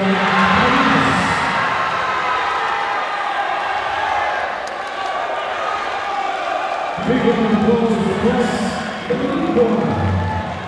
Well, as Jamie was saying, we thought Price just nicked it.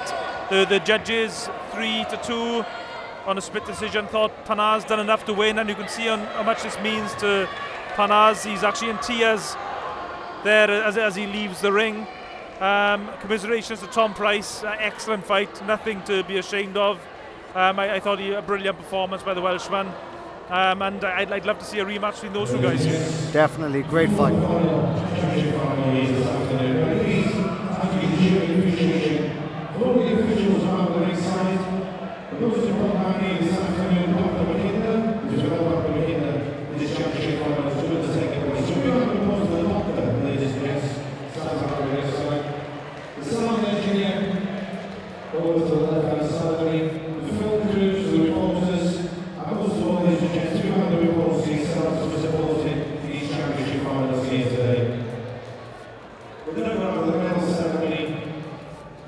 for the 59-kilo Schoolgirl.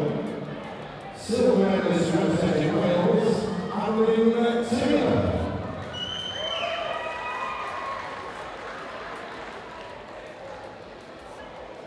Bronze medalist also representing Wales, Katie Duffy.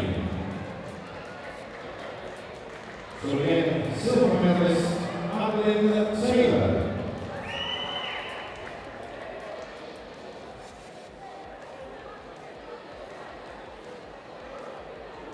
And the gold medal, 59-kilo Schoolgirl gold medal champion 2018, Anastasia Butler, representing England.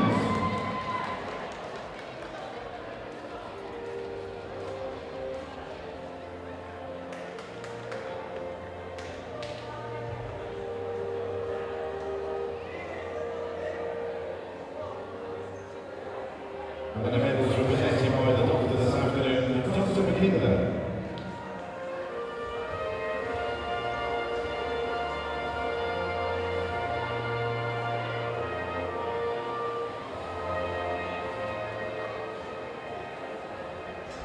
Next box is the ring, please.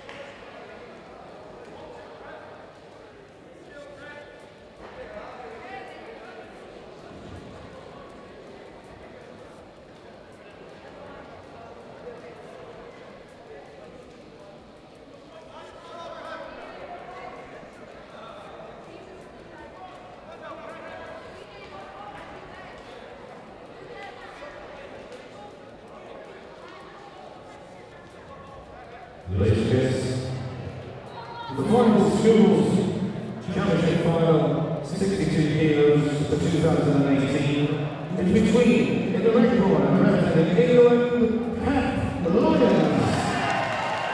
A box in the blue corner representing Scotland, Marcus Brogan. Lyons in the red corner, Brogan in the blue corner, the referee is the G. Willett.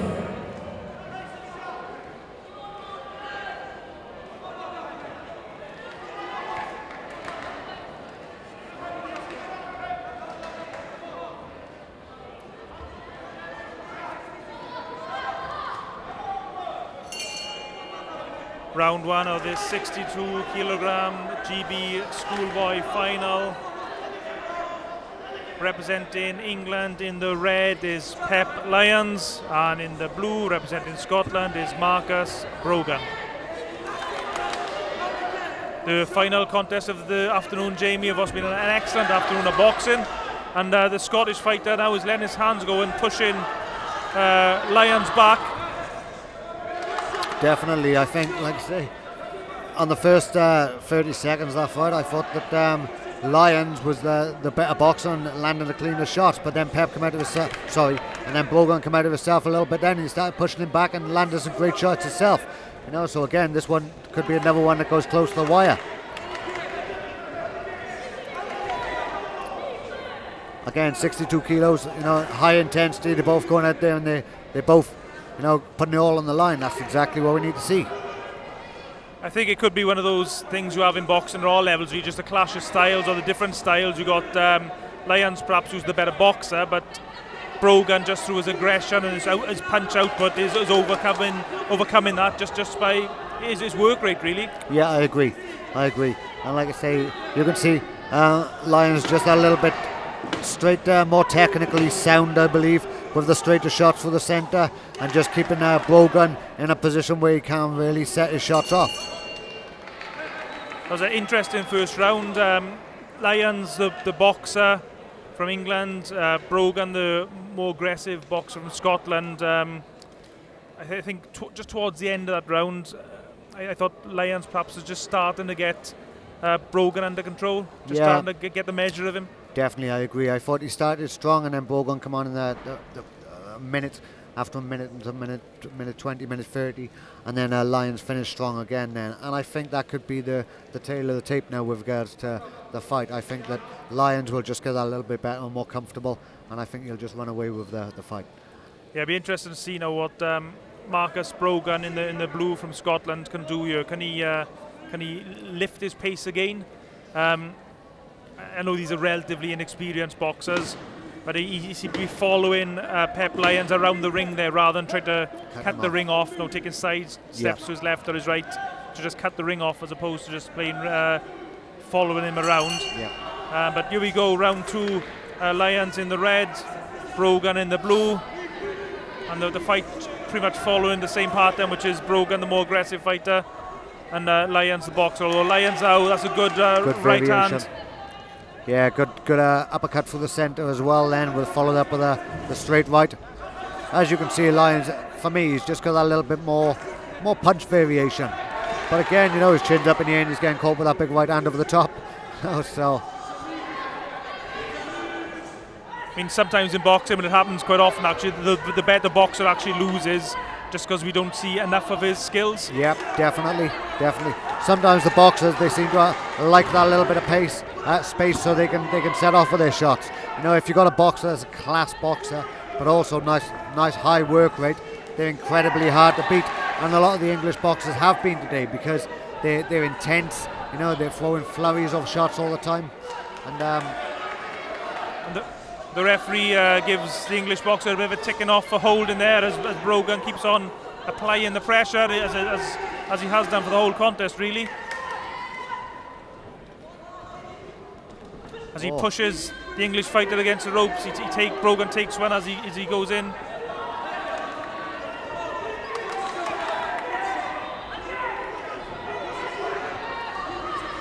Nice work from Pep Lyons, switching, spinning the box around.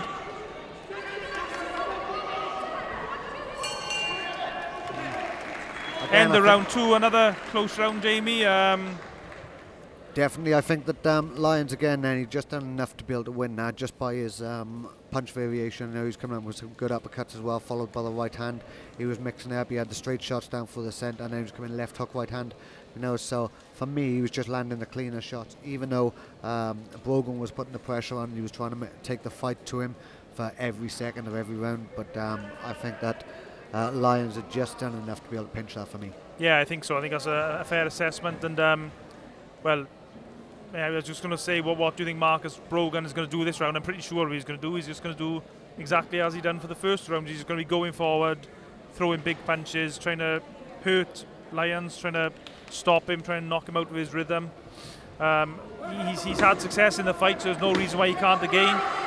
Definitely, Lyons, like I say, you can see a little bit of blood from his nose now. So obviously he's been shipping a few heavy shots that sometimes you don't see getting through. But here we go, final fight of the night. I think they're going to be both putting on the line, giving everything they've got and living up to everybody's expectations.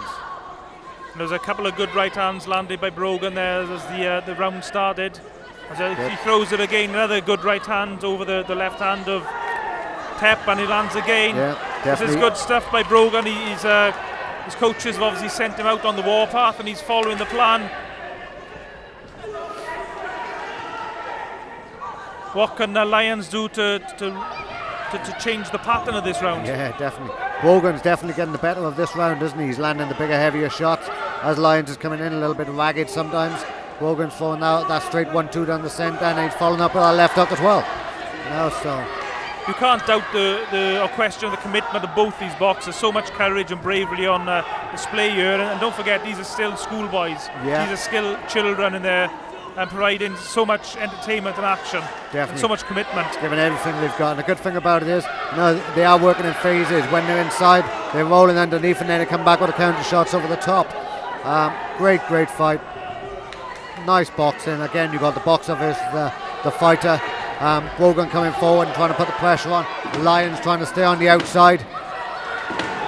And it's about who's just that little bit more ability to be able to take the other one out their stride. Great fight. Wow, what an excellent fight to finish an excellent afternoon of boxing. And I've said this probably half a dozen times today, Jamie. I really wouldn't be envious of the judges because that was another really close contest. And I'm slightly edging towards Lions, but without any real confidence. If the decision went the other way, I wouldn't be surprised. I wouldn't complain. And if it does go the other way, I'd say it was more down to Brogan's tenacity in the last round, just putting that pressure on, so it made him look like he was the one that was more in control. But again, we shall have to wait and see. Yeah, Marcus Brogan, fair play. He just bit down his gum shield and he just went forward, throwing big shots. Excellent fight. Credit to both boxers. Really proud of themselves. GB's 2018 62 kilo gold medal champion by the way of a split decision. 4-1 goes to blue corner, Brogan. There it is.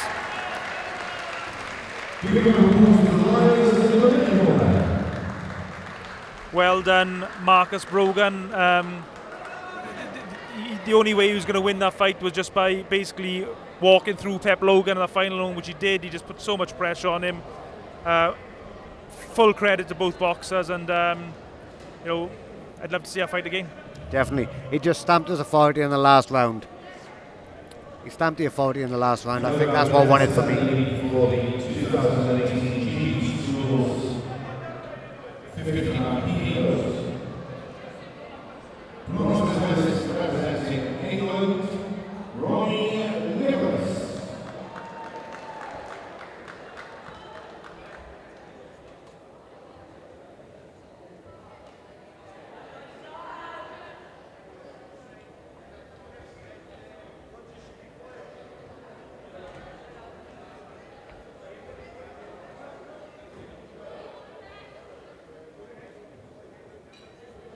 Bronze medalist representing Wales, Yesing Edwards.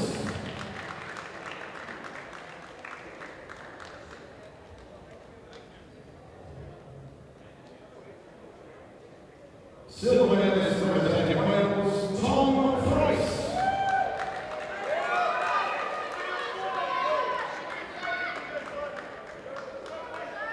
And GB Schools 2018 59 kilo gold medal champion representing Scotland, Shazman.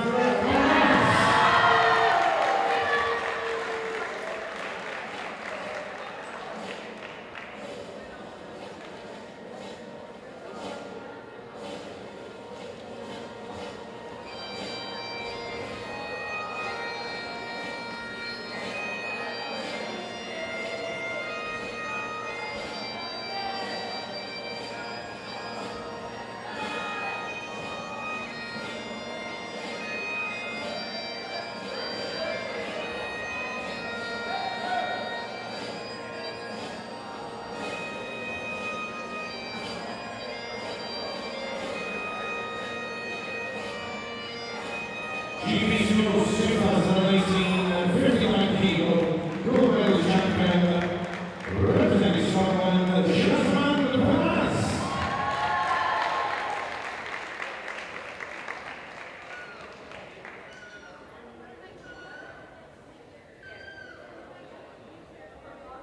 We now have the medal ceremony for the 62 kilo Schoolboy Championship final.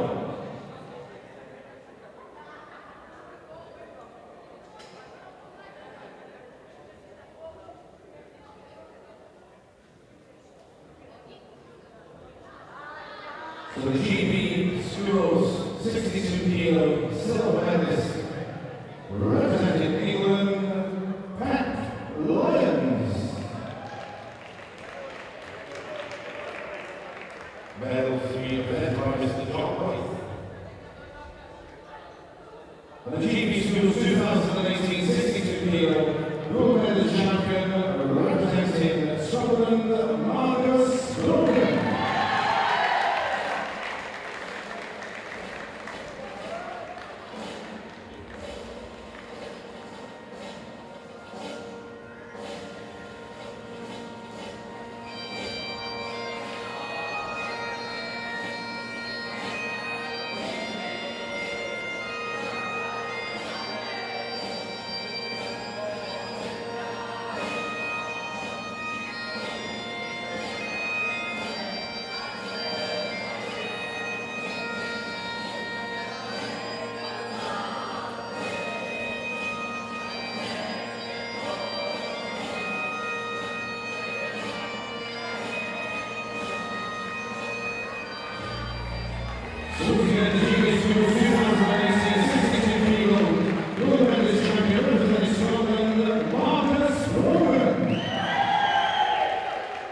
We now have all the officials into the ring, please. All the officials into the ring. Thank you.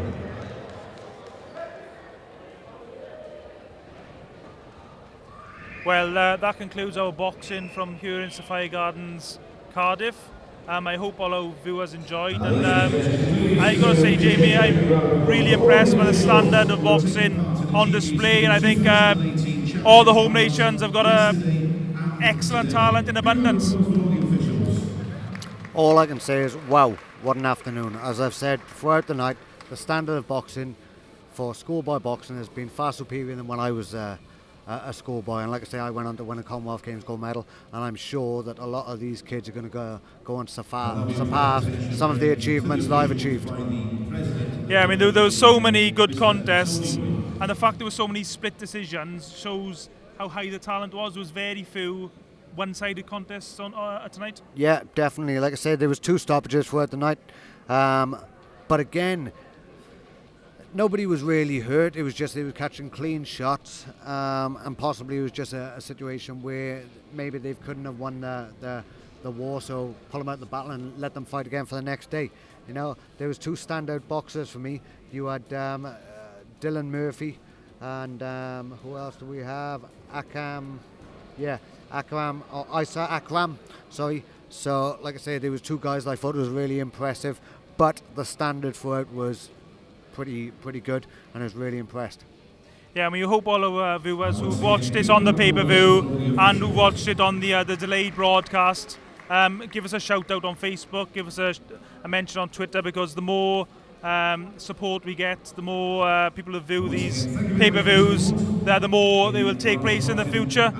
So on behalf of myself, Kieran Gibbons, and Jamie Arthur, we hope to all see you again on the next broadcast from here in Sophia Gardens. Yeah, brilliant. And again, it's great to see so many people coming out and support. You could hear by the crowd, this is exactly what we need. If we're going to have not just professional boxers that are getting full hauls and going on to win world titles, we need amateur boxing to be able to get the support and to be able to make these kids well known and get the following that they deserve. So thanks again. And just last but not least, just thank you, Jamie, for joining me on this pay-per-view broadcast. No problem at all. Pleasure.